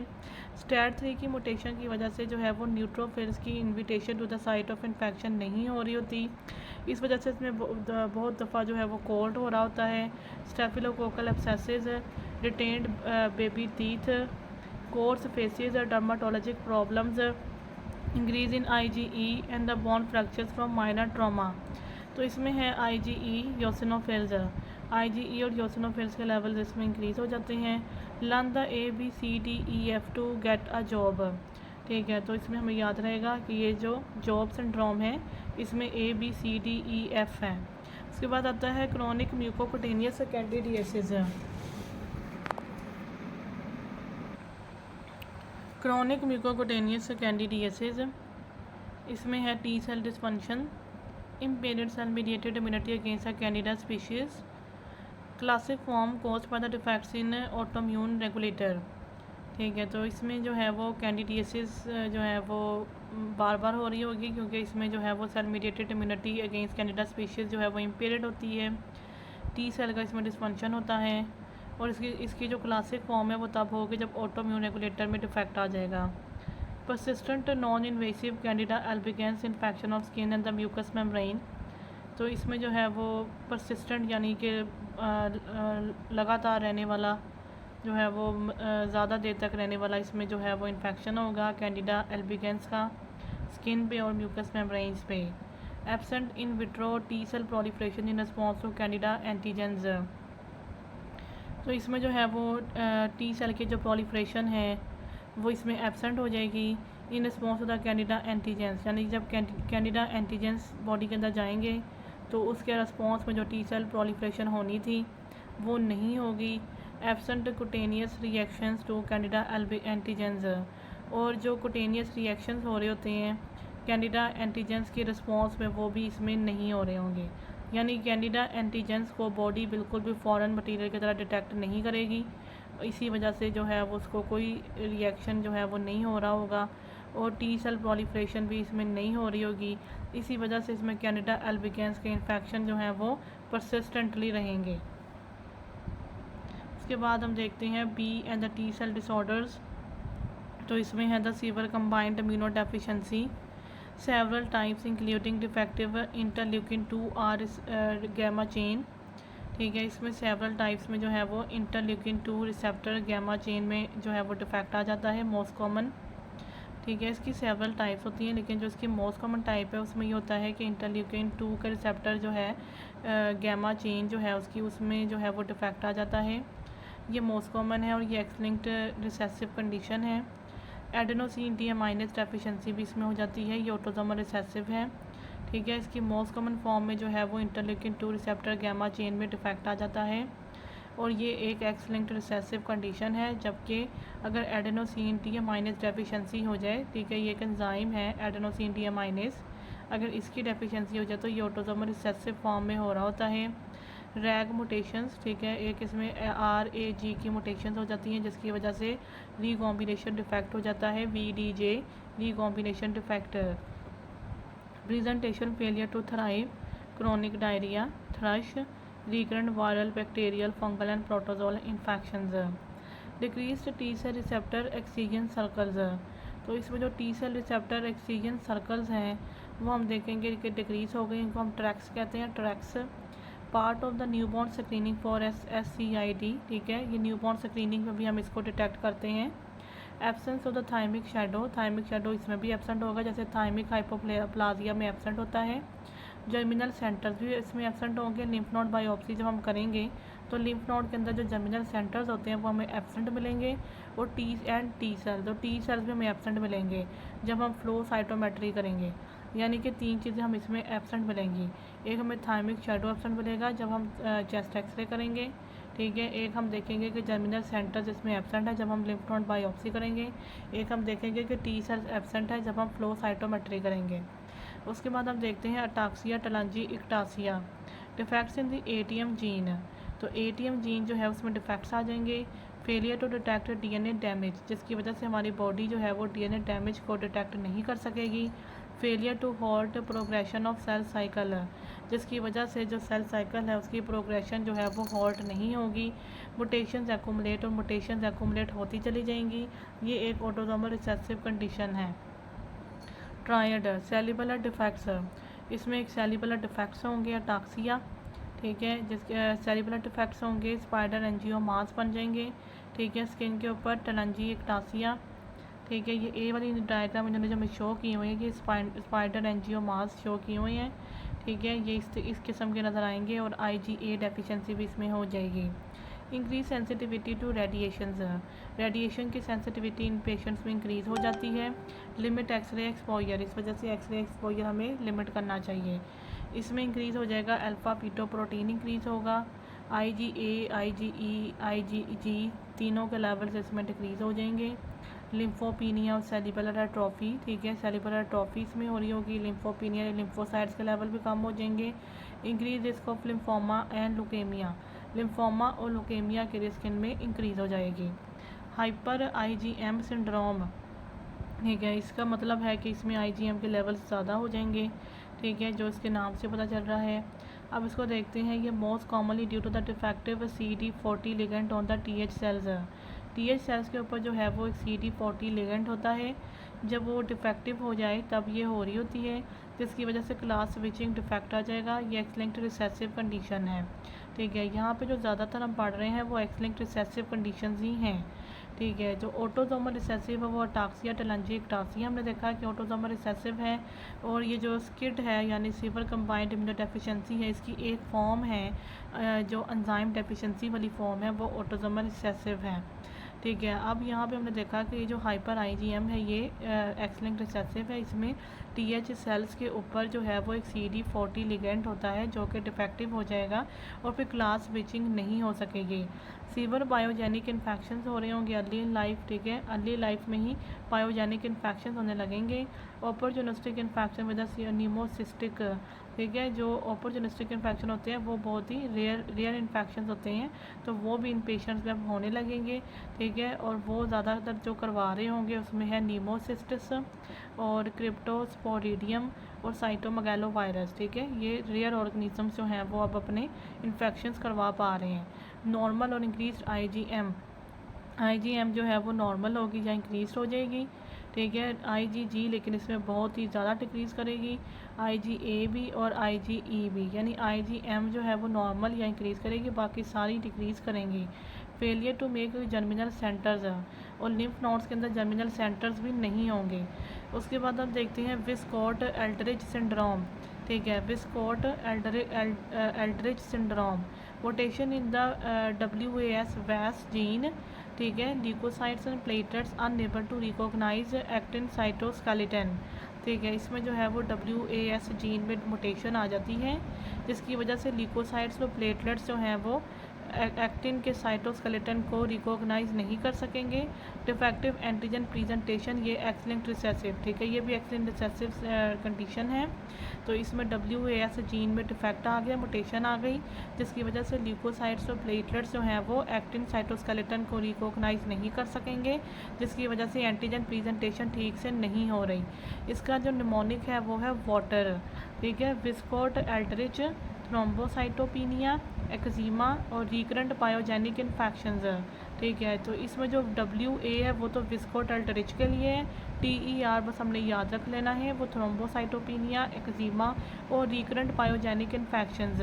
Increase risk of autoimmune disease and malignancy और ऑटोम्यून डिजीज़ भी इसमें इंक्रीज रिस्क है। ठीक है, decrease to normal IgG and IgM। इसमें जो IgM है और IgG हैं वो दोनों नॉर्मल होंगी या फिर डिक्रीज होंगी, जबकि IgE और A जो हैं वो इंक्रीज़ कर रही होंगी। Fewer and smaller platelets present तो होंगे, ठीक है, लेकिन उनका नंबर कम होगा, फ्यूअर होंगे और स्मॉल होंगे। तो इसमें प्लेटलेट्स में भी हम देख रहे हैं कि चेंजेस आ रहे हैं, और इसमें IgE जो है, IgE और A जो है वो ज़्यादा हैं, IgG और IgM जो है वो डिक्रीज़ हो रहे हैं। तो डिफरेंट इसमें जो है वो कोई IgE ज़्यादा हो रही है, कोई IG कम हो रही है, कोई IG ज़्यादा हो रही है, इस तरह की चीज़ इसमें होगी विल्कोट एल्टरिच सिंड्रोम में। उसके बाद आते हैं फैगोसाइट डिसफंक्शन। ठीक है, फैगोसाइट डिसफंक्शन, तो इसमें है the leukocyte adhesion deficiency type 1। इसके बाद हम देखते हैं फैगोसाइट डिसफंक्शन। ठीक है, इसमें है the leukocyte adhesion deficiency type 1 LAD type 1, defects in the LFA1 integrin. ठीक है, ये LFA1 इंटेग्रिन। ठीक है, तो इसको हम कहते हैं CD18 protein on the phagocytes. ठीक है, फैगोसाइट्स के ऊपर एक प्रोटीन होता है जिसको हम CD18 भी कह सकते हैं और LFA1 इंटेग्रिन भी कहते हैं। इम्पेयर्ड माइग्रेशन एंड कीमोटैक्सिस, जिसकी वजह से फैगोसाइट्स की माइग्रेशन और कीमोटैक्सिस जो है वो इम्पेयर्ड हो जाती है। ये ऑटोसोमल रिसेसिव कंडीशन है। ठीक है, अब ये जो फैगोसाइट वाली डिसफंक्शन कंडीशंस हैं, इसमें हम देख रहे हैं कि ये ऑटोसोमल रिसेसिव कंडीशंस हैं सवाइस एंड वाले के, जिसमें है क्रोनिक ग्रैनुलोमाटोस डिजीज़।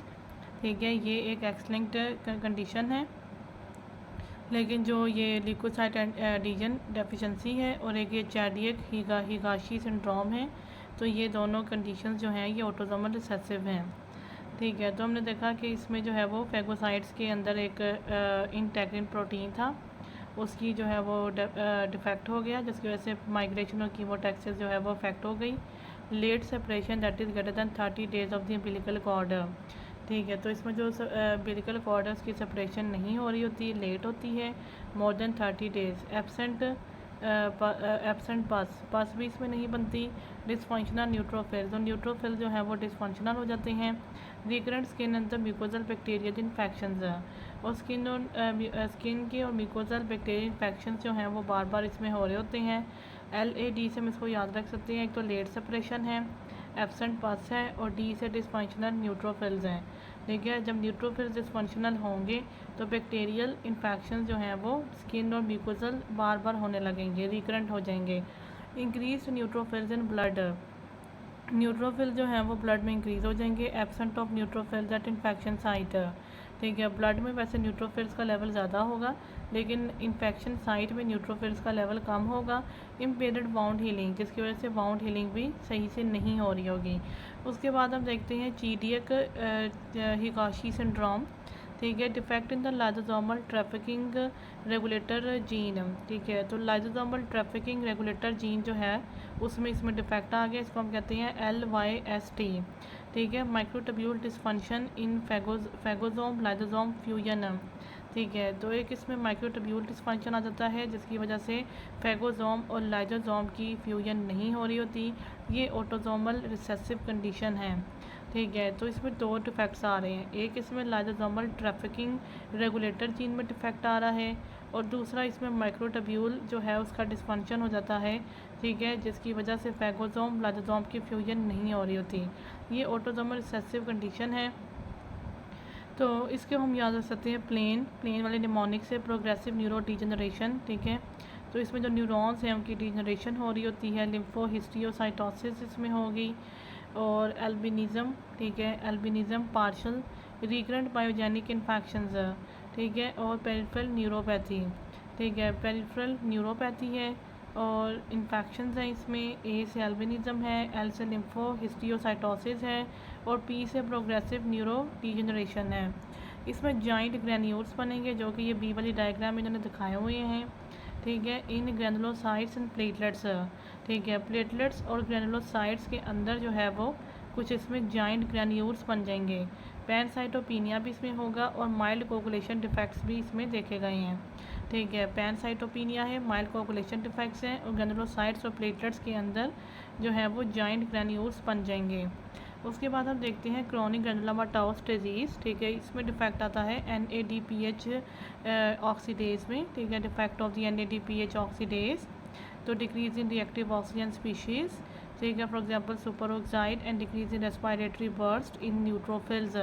न्यूट्रोफिल्स जो हैं वो फैगोसाइट्स होते हैं, उनके अंदर एक रेस्पिरेटरी बर्स्ट एक मैकेनिज़्म होता है। ठीक है, जो कि हमने पहले भी पढ़ा, तो वो इसमें सही से नहीं हो सकेगा क्योंकि इसमें रिएक्टिव ऑक्सीजन स्पीशीज़ नहीं बन रही होती, और वो इसलिए नहीं बनती क्योंकि NADPH ऑक्सीडेज की डेफिशिएंसी हो जाती है। X linked form most common है।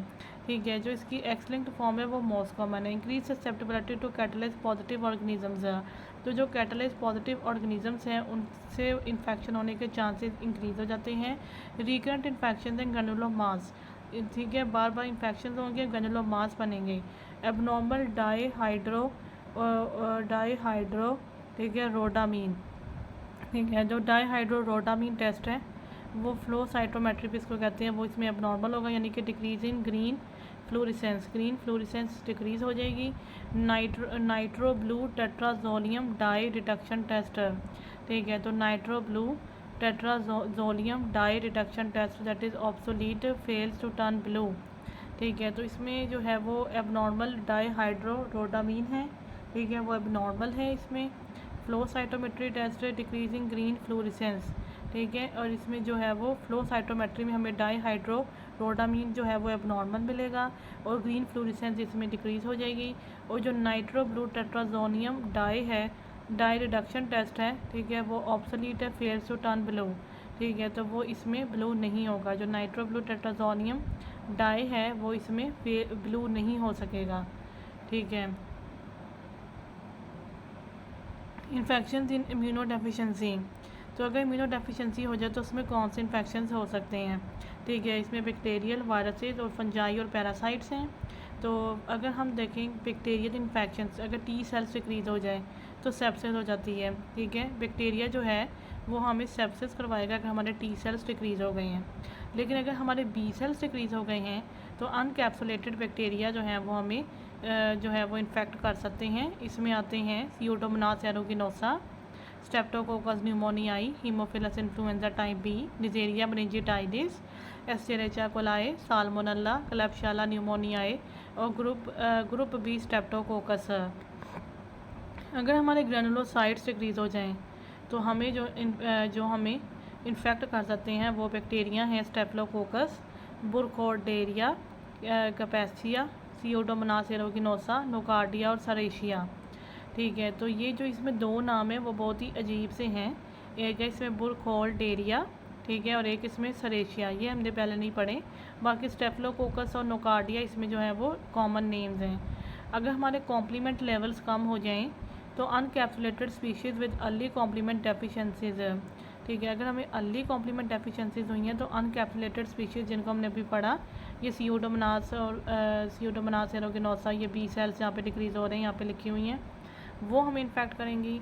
और अगर हमें लेट कॉम्प्लीमेंट डेफिशिएंसीज हो रही हैं यानी C5 से लेकर C9 तक, तो फिर हमें निजेरिया होगा, Neisseria with late complement deficiencies. उसके बाद वायरल इन्फेक्शन देख लेते हैं।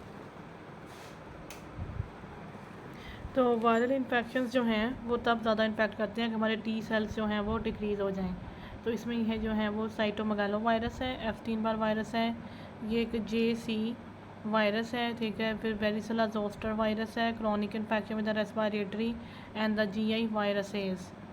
बी सेल्स में जो है वो बहुत ही कम होते हैं। एंट्रोवायरल एंसेफेलाइटिस है, इसमें एक पोलियो वायरस है, लाइव वैक्सीन कॉन्ट्राइंडिकेटेड है, ठीक है। अगर हमारे टी सेल्स डिक्रीज़ हो जाए तो ज़्यादातर वायरस हमें इन्फेक्ट कर रहे होते हैं, और अगर हमारे बी सेल्स डिक्रीज़ हो जाए तो ज़्यादातर हमें बैक्टीरिया इन्फेक्ट कर रहे होते हैं। लेकिन अगर हमारे बी सेल्स डिक्रीज़ हो जाए तो कुछ वायरसेस जो हैं वो हमें इन्फेक्ट कर सकते हैं। उनमें एक पोलियो वायरस है और एक एंट्रोवायरल यानी कि एंट्रोवायरस है। एंट्रोवायरल एंसेफेलाइटिस है, पोलियो वायरस है, ठीक है, और हमने इसमें लाइव वैक्सीन्स नहीं देने। फंजाई और पैरासाइट्स, ठीक है, अगर हमारे टी सेल्स कम हो जाएँ तो कैंडिडा है, लोकल PCP है, क्रिप्टोकोकस है, ठीक है। PCP कहते हैं न्यूमोसिस्टिस न्यूमोनिया, ठीक है, ये करवा रहा होता है न्यूमोसिस्टिस जीरोवेसी, ठीक है, ये एक अनकॉमन जो है वो ऑर्गेनिज़म है। तो ये हमें तब इन्फेक्ट करेगा जब हमारे टी सेल्स कम हो जाएंगे, ठीक है। बी सेल्स अगर कम हो जाए तो GI GRDSs हो सकती है, नो IgA, ठीक है, और ग्रेनुलोसाइट्स अगर कम हो जाएं तो फिर कैंडिडा, सिस्टेमिक और स्पर्जिलस और मुकौर, ठीक है। तो यहाँ पे जो ज़्यादा नाम लिखे हुए हैं वो एक टी सेल्स के कम होने पे और एक ग्रेनुलोसाइट्स के कम होने पे लिखे हुए हैं। कैंडिडा जो है वो ग्रेनुलोसाइट्स में भी आ रहा है, टी सेल्स में भी आ रहा है, ठीक है, लेकिन टी सेल्स में वो लोकल है और ग्रेनुलोसाइट्स में वो सिस्टेमिक है, ठीक है। और इसके अलावा क्रिप्टोकोकस है इसमें, और वहाँ पे स्पर्जिलस और मुकौर है, ठीक है। B cell deficiencies tend to produce recurrent bacterial infections, ठीक है। बी सेल डेफिशिएंसी से बैक्टीरियल इन्फेक्शन ज़्यादा होते हैं, versus T cell deficiencies produce more fungal and viral infections, ठीक है, जबकि टी सेल डेफिशिएंसी ज़्यादातर फंगल और वायरल इन्फेक्शंस करवा रही होती हैं। इसके बाद हम देखते हैं ट्रांसप्लांट रिजेक्शन। ट्रांसप्लांट रिजेक्शन यानी कि हमने कोई ट्रांसप्लांट किया है, ठीक है, पेशेंट के अंदर, तो उसके जो रिएक्शंस हो रहे हैं, मतलब ट्रांसप्लांट रिजेक्शन हो गई है। इसमें एक हाइपर एक्यूट है, कि एक एक्यूट है, क्रॉनिक है, ग्राफ्ट वर्सेस होस्ट डिजीज़ है। तो सबसे पहले हम देखते हैं हाइपर एक्यूट। हाइपर एक्यूट का ऑनसेट विद इन मिनट्स है, ठीक है। Pathogenesis, pre existing recipient antibodies react to the donor antigen type 2 hyper sensitivity reaction activate complement. तो इसमें ये था कि रेसिपिएंट के अंदर ना पहले से ही कुछ एंटीबॉडीज़ मौजूद थी और उन्होंने डोनर के एंटीजन को रिएक्ट कर दिया। ये टाइप 2 हाइपर सेंसिटिविटी रिएक्शन होता है और इसमें कॉम्प्लीमेंट भी एक्टिवेट हो रहा होता है। Features, wide spread thrombosis of the graft vessels, तो जो ग्राफ्ट है जो हमने इम्प्लांट किया है, ठीक है, उसके जो वेजल्स हैं उसकी थ्रोम्बोसिस होने लगेगी, ठीक है। और इस्कीमिया, जब थ्रोम्बोसिस होगी तो इस्कीमिया होगा, फिब्रिनॉइड नेक्रोसिस होगी, ग्राफ्ट मस्ट बी रिमूव्ड। तो इसकी ट्रीटमेंट ये है कि हमें फौरी तौर पे उस ग्राफ्ट को रिमूव करना पड़ेगा, नहीं तो इस्कीमिया और फिब्रिनॉइड नेक्रोसिस ज़्यादा से ज़्यादा होते जाएंगे। उसके बाद है acute weeks two months. Cellular भी है और हीमोरल, दो तरह के इसमें रिस्पॉन्स हो सकते हैं। सेलुलर रिस्पॉन्स में जो है वो CD8 पॉजिटिव टी सेल्स और CD4 positive T sales activated against the donor MSCs, type 4 hyper sensitivity reaction है। इसमें यह है कि जो टी सेल्स हैं ना रेसिपिएंट के, वो डोनर के MSC यानी मेजर हिस्टोकम्पैटिबिलिटी के अगेंस्ट एक्टिवेट हो गए हैं। अब पहले में क्या था कि एंटीबॉडीज़ जो थी वो डोनर के किसी एंटीजन के अगेंस्ट एक्टिवेट हो रही थी, तो वो टाइप 2 हाइपर सेंसिटिविटी रिएक्शन था। एक्यूट में टाइप 4 हाइपर सेंसिटिविटी रिएक्शन है। इसमें जो है वो रेसिपिएंट के सेल्स, टी सेल्स जो हैं वो डोनर के MSC के अगेंस्ट एक्टिवेट हो रहे हैं। ह्यूमरल रिस्पॉन्स भी लेकिन इसमें हो सकता है सिमिलर टू हाइपर एक्यूट, ठीक है, लेकिन जो इसका ह्यूमरल रिस्पॉन्स है वो सिमिलर टू हाइपर एक्यूट है, except antibodies developed after transplant, ठीक है। अब इसमें क्या है कि उसमें हाइपर एक्यूट में एंटीबॉडीज़ पहले से ही मौजूद थी, ठीक है, और उन्होंने डोनर के एंटीजन के अगेंस्ट रिएक्ट कर दिया था।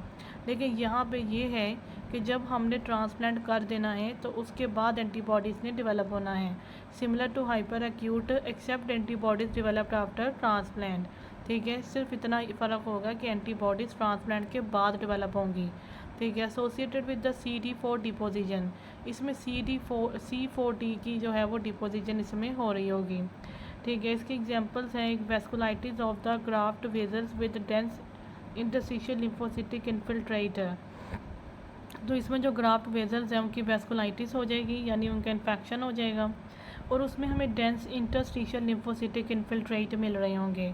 प्रिवेंट रिवर्स विद इम्यूनोसप्रेसेंट्स, इसमें हमें ग्राफ्ट रिमूव करने की ज़रूरत नहीं है लेकिन हम इसमें इम्यूनोसप्रेसेंट्स देंगे, ठीक है, इससे हम इसको प्रिवेंट भी कर सकेंगे और रिवर्स भी कर सकते हैं। उसके बाद है क्रॉनिक मंथ्स टू ईयर्स, इसमें CD4 T cells respond to the recipient, ठीक है, APCs antigen presenting cells presenting donor peptides, ठीक है, तो इसमें जो है वो presenting donor peptides including allogeneic MSC, ठीक है। तो इसमें ये होगा कि जो CD4 टी सेल्स हैं, ठीक है, वो एंटीजन प्रेजेंटिंग सेल्स के अगेंस्ट जो है वो हमें पता है कि वैसे भी रिस्पॉन्ड कर रहे होते हैं। तो CD4 टी सेल्स जो हैं वो एंटीजन प्रेजेंटिंग सेल्स के अगेंस्ट रिस्पॉन्ड कर रहे होंगे, वो एंटीजन प्रेजेंटिंग सेल्स जो डोनर के पेप्टाइड्स को प्रेजेंट कर रही होंगी, यानी कि यहाँ पे असल रिएक्शन जो है वो डोनर के पेप्टाइड्स के अगेंस्ट हो रहा है, ठीक है। तो डोनर की जो ब्लड जो ट्रांसप्लांट करवाया गया है उसमें जो है वो कुछ डोनर के पेप्टाइड्स भी आ गए थे, तो उसके अगेंस्ट जो रेसिपिएंट के CD4 टी सेल्स हैं वो रिस्पॉन्ड कर रहे हैं, ठीक है। और ये जो डोनर पेप्टाइड्स हैं ये भी रेसिपिएंट के एंटीजन प्रेजेंटिंग सेल्स ही प्रेजेंट कर रहे हैं, यानी कि सबसे पहले जो है वो ट्रांसप्लांट करवाया उसके अंदर डोनर के पेप्टाइड्स से, ठीक है, तो उसको उन पेप्टाइड्स को जो है वो एंटीजन प्रेजेंटिंग सेल्स ने प्रेजेंट किया और CD4 टी सेल्स ने फिर उनको रिकॉग्नाइज़ करके उनके अगेंस्ट रिएक्ट करना शुरू कर दिया। तो यहाँ पे जो डोनर की चीज़ है वो सिर्फ पेप्टाइड्स है और जो रेसिपिएंट की चीज़ है वो CD4 टी सेल्स भी हैं और एंटीजन प्रेजेंटिंग सेल्स भी हैं।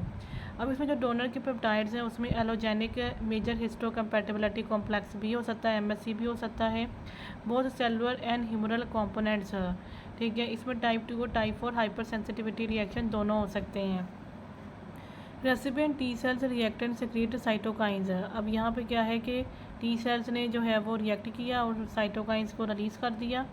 Proliferation of the vascular smooth muscle, जिसकी वजह से वेस्कुलर स्मूथ मसल की प्रोलिफ्रेशन होगी, पैरेन्काइमल एट्रोफी होगी, इंटरस्टिशियल फाइब्रोसिस होगी, डोमिनेटेड बाय आर्टीरियोस्क्लेरोसिस, ठीक है। तो इसमें जो है वो आर्टीरियोस्क्लेरोसिस भी हमें नज़र आएगी।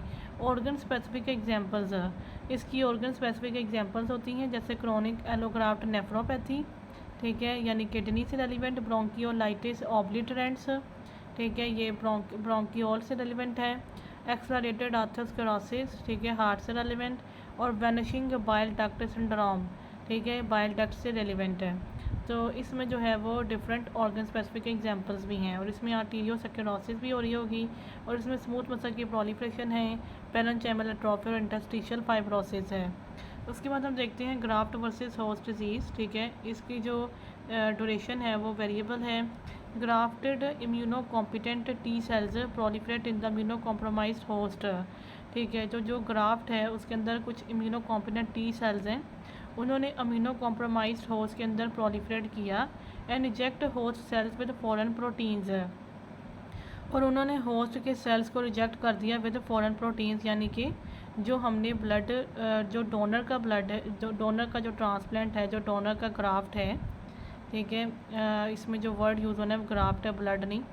तो जो ग्राफ्ट है डोनर का, उसमें जो सेल्स हैं, टी सेल्स, उन्होंने होस्ट के सेल्स को फ़ौरन समझना शुरू कर दिया है और फ़ौरन समझ के वो उसके अगेंस्ट रिएक्ट कर रहे हैं, ठीक है। सीवर ऑर्गन डिसफंक्शन, तो इसमें ऑर्गन डिसफंक्शन हो सकती है। HLA मिसमैचेज, मोस्ट इम्पॉर्टेंटली HLA है, B है, DR antigens increase the risk for the graft versus host disease. ये टाइप 4 हाइपर सेंसिटिविटी रिएक्शन है, ठीक है। अब ये टाइप 4 हाइपर सेंसिटिविटी है, क्रॉनिक में टाइप 2 और टाइप 4 दोनों थे, एक्यूट में सिर्फ टाइप 4 था और हाइपर एक्यूट में टाइप 2 था। तो यहाँ पे जो है वो टाइप 4 है। अब इसमें मैक्यूलोपेपुलर रैश होगा, जॉन्डिस है, डायरिया है, hepatosplenomegaly, usually in the bone marrow in the liver transplants, ठीक है। ये बोन मैरो लिवर ट्रांसप्लांट्स में ज़्यादा हो रहा होता है क्योंकि उनमें लिम्फोसाइट्स ज़्यादा होते हैं। Potentially beneficial in the bone marrow transplant for leukaemia, लेकिन अगर हम बोन मैरो ट्रांसप्लांट करवा रहे हैं लुकेमिया की वजह से, तो उसमें ये हेल्पफुल यानी बेनिफिशियल साबित हो रहा है क्योंकि उसमें ग्राफ्ट वर्सेस ट्यूमर अफेक्ट हो जाता है।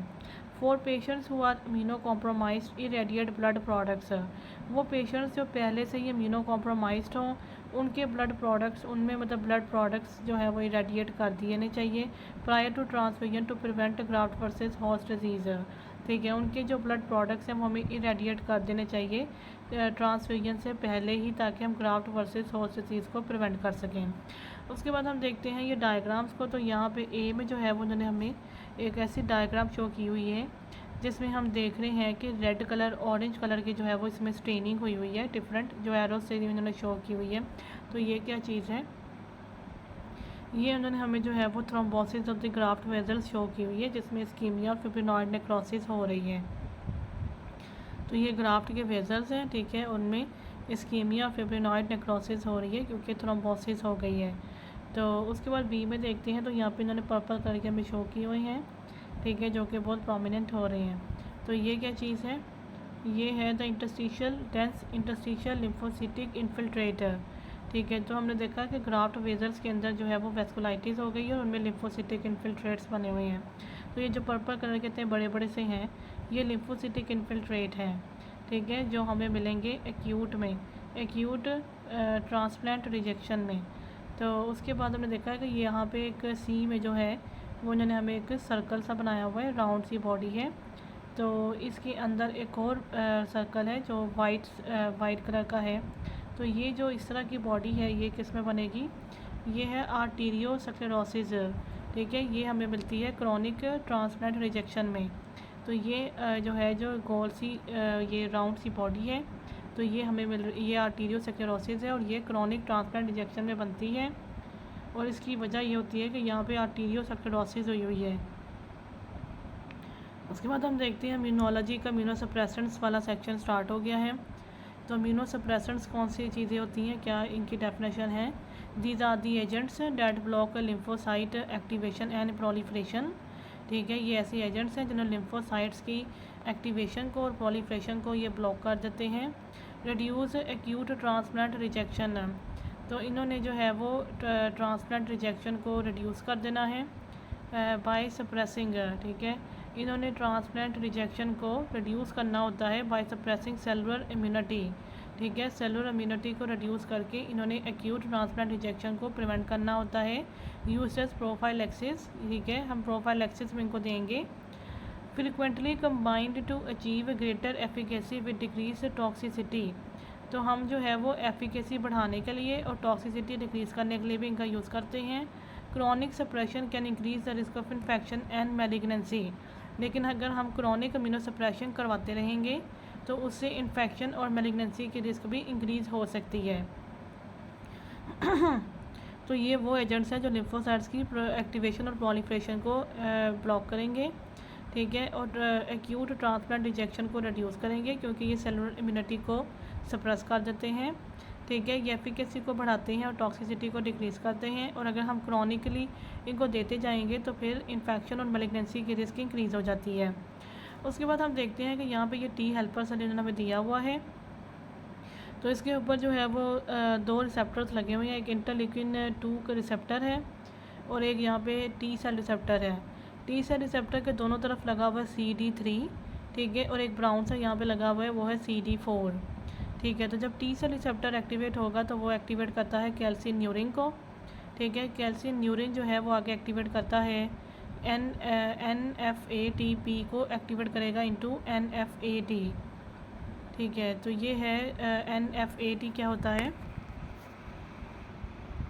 The nuclear factor of activated T cells, ठीक है, proteins of the family of transcription factors whose activation is controlled by the calcineurin, ठीक है। तो हमने देखा कि ये NFAT जो है इसको हम कहते हैं the nuclear factor of activated T cell, ठीक है। ये ऐसे प्रोटीन्स हैं, ठीक है, ये प्रोटीन्स हैं और ये फैमिली ऑफ ट्रांसक्रिप्शन फैक्टर्स हैं हुज एक्टिवेशन, इनकी एक्टिवेशन जो है वो कैल्सिन्यूरिन कंट्रोल कर रहा होता है। और कैल्शियम डिपेंडेंट फॉस्फेटेज जो कि एक कैल्शियम डिपेंडेंट फॉस्फेटेज है, originally identified in T cells as inducers of cytokine gene expression. तो ये टी सेल्स में हमें आइडेंटिफाइड हुए थे और ये इंड्यूसर्स हैं, ठीक है, of cytokine gene expression. And fat proteins play varied roles in cells outside of the immune system, ठीक है। Outside of the immune system में भी इनका वेरिड रोल्स होते हैं। तो यहाँ पे हमने देखा कि किस तरह से NFAT जो है वो NFAT में एक्टिवेट हुआ, फिर इसने जो है वो NF-kappa-B को एक्टिवेट कर दिया और फिर इन्फ्लामेटरी साइटोकाइन जीन्स का एक्सप्रेशन ज़्यादा हो गया। तो इस तरीके से जो है ये इन्फ्लामेशन को करवा रहे होते हैं। अब हमने देखना है कि किस तरह से कैल्सिन्यूरिन जो है वो इनहिबिट होगा और इस वजह से NF-kappa-B जो है वो भी इनहिबिट होगा, ठीक है। NF-kappa-B जो है वो न्यूक्लियर फैक्टर kappa-B इसको कहते हैं। अच्छा, उसके बाद हमने देखा कि यहाँ पे इंटरल्यूकिन 2 का रिसेप्टर है। जब इसके ऊपर इंटरल्यूकिन 2 लगेगा तो ये mTOR को एक्टिवेट कर देगा ठीक है। जब mTOR एक्टिवेट होगा तो वो प्रोलिफरेशन ऑफ जीन्स करवाएगा, ठीक है, प्रोलिफरेशन ऑफ जीन्स स्टार्ट करवा देगा। इसके अलावा यहाँ पे उन्होंने ये भी हमें बताया है कि एजाथियोप्रीन जो है वो 6-mercaptopurine को एक्टिवेट करता है। 6-mercaptopurine जो है वो PRPP अमाइडो ट्रांसफरेज को इनहिबिट करेगा और माइकोफिनोलेट जो है वो IMP डिहाइड्रोजनेज को जो है वो इनएक्टिवेट करेगा। तो इस तरीके से प्यूरिन न्यूक्लियोटाइड्स जो हैं वो इनहिबिट हो जाएंगे और DNA रेप्लिकेशन इनहिबिट हो जाएगी, यानी कि डी नोवो प्यूरिन सिंथेसिस को जो रोक रहे हैं वो माइकोफिनोलेट और एजाथियोप्रीन है, ठीक है। जबकि जो इंटरल्यूकिन 2 रिसेप्टर को इनहिबिट कर रहे हैं वो डेक्लिज्यूमब और बेसिलिक्सिमैब है, ठीक है। जो mTOR को रोक रहे हैं वो सिरोलिमस रेपामाइसिन है, ठीक है। जो NF-kappa-B को रोक रहा है और इन्फ्लामेटरी साइटोकाइन जीन एक्सप्रेशन को जो रोक रहा है वो है ग्लूकोकॉर्टिकॉइड्स, ठीक है। और जो कैल्सिन्यूरिन इनहिबिटर हैं उसमें एक टेक्रोलिमस है और एक साइक्लोस्पोरिन है। साइक्लोस्पोरिन ने अपना काम करना है साइक्लोफिलिन के साथ, जबकि टेक्रोलिमस ने अपना काम करना है FKBP, ठीक है। तो ये FKBP को भी देख लेते हैं। सबसे पहले हम यहाँ पे पढ़ते हैं साइक्लोस्पोरिन, ठीक है। साइक्लोस्पोरिन जो है वो कैल्सिन्यूरिन इनहिबिटर है, ठीक है, कैल्सिन्यूरिन इनहिबिटर है जैसा कि डायग्राम में देखा। इट बाइंड्स साइक्लोफिलिन, ये भी हमने देखा कि ये अपना काम साइक्लोफिलिन के साथ करता है। तो सबसे पहले इसने जो है वो साइक्लोफिलिन के साथ बाइंड करना है और फिर कैल्सिन्यूरिन को इनहिबिट कर देना है। ब्लॉक्स टी सेल एक्टिवेशन, जिसकी वजह से जो टी हेल्पर सेल है उसकी एक्टिवेशन नहीं हो सकेगी।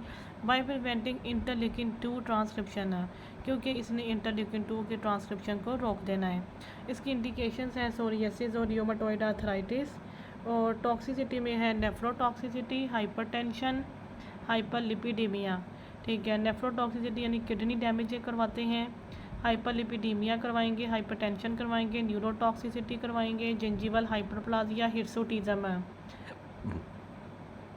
इसके बाद हम देखते हैं कि टेक्रोलिमस है। टेक्रोलिमस जो है वो अपना काम करेगा FK506 बाइंडिंग प्रोटीन के साथ। तो यहाँ पे लिखा हुआ है कि ये भी कैल्सिन्यूरिन इनहिबिटर है। It binds FK506 binding protein. ये FKBP क्या है, F506 बाइंडिंग प्रोटीन है। It also blocks the T cell activation, ठीक है, by preventing the interleukin 2 transcription. तो इसकी इंडिकेशन है immunosuppression after solid organ transplant, ठीक है। जब हमने सॉलिड ऑर्गन ट्रांसप्लांट कर देना है उसके बाद हमने इम्यूनो सप्रेशन करवाने के लिए टेक्रोलिमस दे देना है। टॉक्सिसिटी है सिमिलर टू साइक्लोस्पोरिन, ठीक है। Increase risk of diabetes and neurotoxicity, no gingival hyperplasia और हिर्सुटिज्म। जो एंड वाले दो हैं साइक्लोस्पोरिन के एडवर्स इफेक्ट्स वो टेक्रोलिमस में नहीं होंगे, यानी जिंजीवल हाइपरप्लाजिया और हिर्सुटिज्म नहीं होगी। Both calcineurin inhibitors are highly nephrotoxic, kidney को ये बहुत ज़्यादा नुकसान पहुंचाते हैं, स्पेशली इन हायर डोजेज और in patient with decrease in function. अगर हम इनको ज़्यादा डोजेस में दे दें या फिर जो पेशेंट्स के अंदर इनर फंक्शन पहले से ही डिक्रीज़ हो, उनके अंदर ये नेफ्रोटॉक्सिसिटी बहुत ज़्यादा करवाते हैं। सिरोलिमस रेपामाइसिन, ठीक है, ये एमटोर इनहिबिटर है, ठीक है। इट बाइंड्स FKBP, इसने भी अपना काम FKBP के साथ ही करना है, पर ये एमटोर इनहिबिटर है, कैल्सिन्यूरिन इनहिबिटर ये नहीं है। ये एमटोर इनहिबिटर है और इसने अपना काम FKBP के साथ करना है। It also blocks T cell activation, लेकिन इसने बी सेल की डिफ्रेंशिएशन को भी प्रिवेंट करना है। टी सेल एक्टिवेशन को प्रिवेंट करना है और बी सेल की डिफ्रेंशिएशन को प्रिवेंट करना है by preventing response to interleukin 2। अब इन्होंने इंटरल्यूकिन 2 को रिस्पॉन्ड नहीं होने देना। Kidney transplant rejection prophylaxis, specifically सर्बेसल किडनी ट्रांसप्लांट, ठीक है। तो किडनी ट्रांसप्लांट जो है उसकी रिजेक्शन को प्रिवेंट करने के लिए हम इसको प्रोफाइलैक्टिकली पहले ही दे देते हैं, ठीक है। तो उसके स्पेसिफिकली सर्बेसल किडनी ट्रांसप्लांट, ठीक है, ये किडनी ट्रांसप्लांट की एक टाइप है, तो यहाँ पे लिखी हुई है। तो अगर हम ये वाला ट्रांसप्लांट करें तो हमें स्पेसिफिकली सिरोलिमस को दे देना चाहिए। उसके बाद पैनसाइटोपिनिया इसे हो सकती है, ठीक है, इंसुलिन रेजिस्टेंस हो सकती है, हाइपरलिपिडीमिया हो सकता है, लेकिन ये नेफ्रोटॉक्सिक नहीं है, ठीक है, ये नेफ्रोटॉक्सिक नहीं है क्योंकि ये कैल्सिन्यूरिन इनहिबिटर भी नहीं है। नेफ्रोटॉक्सिक होने के लिए इसको वो कैल्सिन्यूरिन इनहिबिटर होना चाहिए था, तो ये नेफ्रोटॉक्सिक नहीं है, लेकिन ये पैनसाइटोपिनिया करवाएगा, इंसुलिन रेजिस्टेंस करवाएगा और हाइपरलिपिडीमिया करवा देगा। किडनी सर्वाइव साइनर्जिस्टिक विद साइक्लोस्पोरिन, अब इसमें जो किडनी है वो सर्वाइव इसलिए कर रहा है क्योंकि हमने साथ में साइक्लोस्पोरिन वाली चीज़ भी इसमें दी हुई है, यानी कि इसमें ब्लॉक्स टी सेल एक्टिवेशन हो रही है और साथ इसमें बी सेल डिफ्रेंशिएशन हो रही है, ठीक है। तो इसमें जो है वो साइनर्जिस्टिक विद साइक्लोस्पोरिन, ठीक है, also use in the drug eluting stents, drug eluting stents में भी हम इसको यूज़ कर लेते हैं। तो किडनी सर्वाइव तब करेगा जब हम इसके साथ साइक्लोस्पोरिन को भी दे देंगे, ठीक है। तो उसके बाद आता है बेसिलिक्सिमैब, ठीक है, बेसिलिक्सिमैब, ठीक है, ये मोनोक्लोनल एंटीबॉडी है और ये इंटरल्यूकिन 2 के रिसेप्टर को ब्लॉक करती है, ठीक है, मोनोक्लोनल एंटीबॉडी जो इंटरल्यूकिन 2 रिसेप्टर को ब्लॉक कर देगी, ठीक है। तो इसमें अडीमा है, हाइपरटेंशन और ट्रीमर है, ठीक है। इसकी टॉक्सिसिटी से क्या हो सकता है, अडीमा, हाइपरटेंशन और ट्रीमर। इसके बाद हम देखते हैं एजाथियोप्रीन। एजाथियोप्रीन जो है वो एक एंटी मेटाबोलाइट प्रिकर्सर है, ठीक है, ऑफ द 6 मरकैप्टोप्यूरिन, ठीक है, ये एक प्रिकर्सर ऑफ 6 मरकैप्टोप्यूरिन है। इसने लिम्फोसाइट की प्रोलिफरेशन को इनहिबिट करना है बाय ब्लॉकिंग न्यूक्लियोटाइड सिंथेसिस, जो हमने देखा कि ये purine de novo purine synthesis को जो है वो ब्लॉक कर रहा होता है। तो इसी तरह इसने जो है वो लिम्फोसाइट की प्रोलिफरेशन को इनहिबिट कर देना क्योंकि ये न्यूक्लियोटाइड की सिंथेसिस नहीं होने देगा। इंडिकेशंस है rheumatoid arthritis, Crohn's disease, glomerular nephritis और other autoimmune conditions. Autoimmune conditions हम इसको दे रहे होते हैं। टॉक्सिसिटी में हो जाएगी पैनसाइटोपिनिया, ठीक है। तो 6 मरकैप्टोप्यूरिन डिग्रेडेड बाय द ज़ैंथाइन ऑक्सीडेज, ठीक है। तो जो 6 मरकैप्टोप्यूरिन है उसको ज़ैंथाइन ऑक्सीडेज से डिग्रेड कर सकते हैं। टॉक्सिसिटी इंक्रीज बाय द एलोपिरिनॉल, अब एलोपिरिनॉल जो है उससे इसकी टॉक्सिसिटी इंक्रीज़ हो सकती है। प्रोनाउंस एजाथियोप्यूरिन, ठीक है। अगर हम इसको इस तरह से याद रखेंगे तो हमें इसको ये याद रखने में आसानी हो जाएगी कि ये जो है ये प्यूरिन की सिंथेसिस को ब्लॉक कर रहा होता है। तो यहाँ पे हमने देखा कि जो 6 मरकैप्टोप्यूरिन है वो ज़ैंथाइन ऑक्सीडेज से डिग्रेड हो सकता है और इसकी टॉक्सिसिटी एलोपिरिनॉल से इंक्रीज़ हो सकती है। उसके बाद आए हैं माइकोफिनोलेट और mofetil, reversibly inhibits IMP dehydrogenase, तो इन्होंने IMP डिहाइड्रोजिनेज को रिवर्सिबली इनहिबिट कर देना है, preventing purine synthesis of the BN T cells, और जिसकी वजह से इन्होंने purine synthesis of BN T cells को प्रिवेंट कर देना है, ठीक है। IMP डिहाइड्रोजिनेज को ये इनहिबिट करेंगे जिसकी वजह से BO T सेल्स की प्यूरिन सिंथेसिस नहीं हो सकेगी, ठीक है, BO T सेल्स के अंदर प्यूरिन सिंथेसिस नहीं हो सकेगी।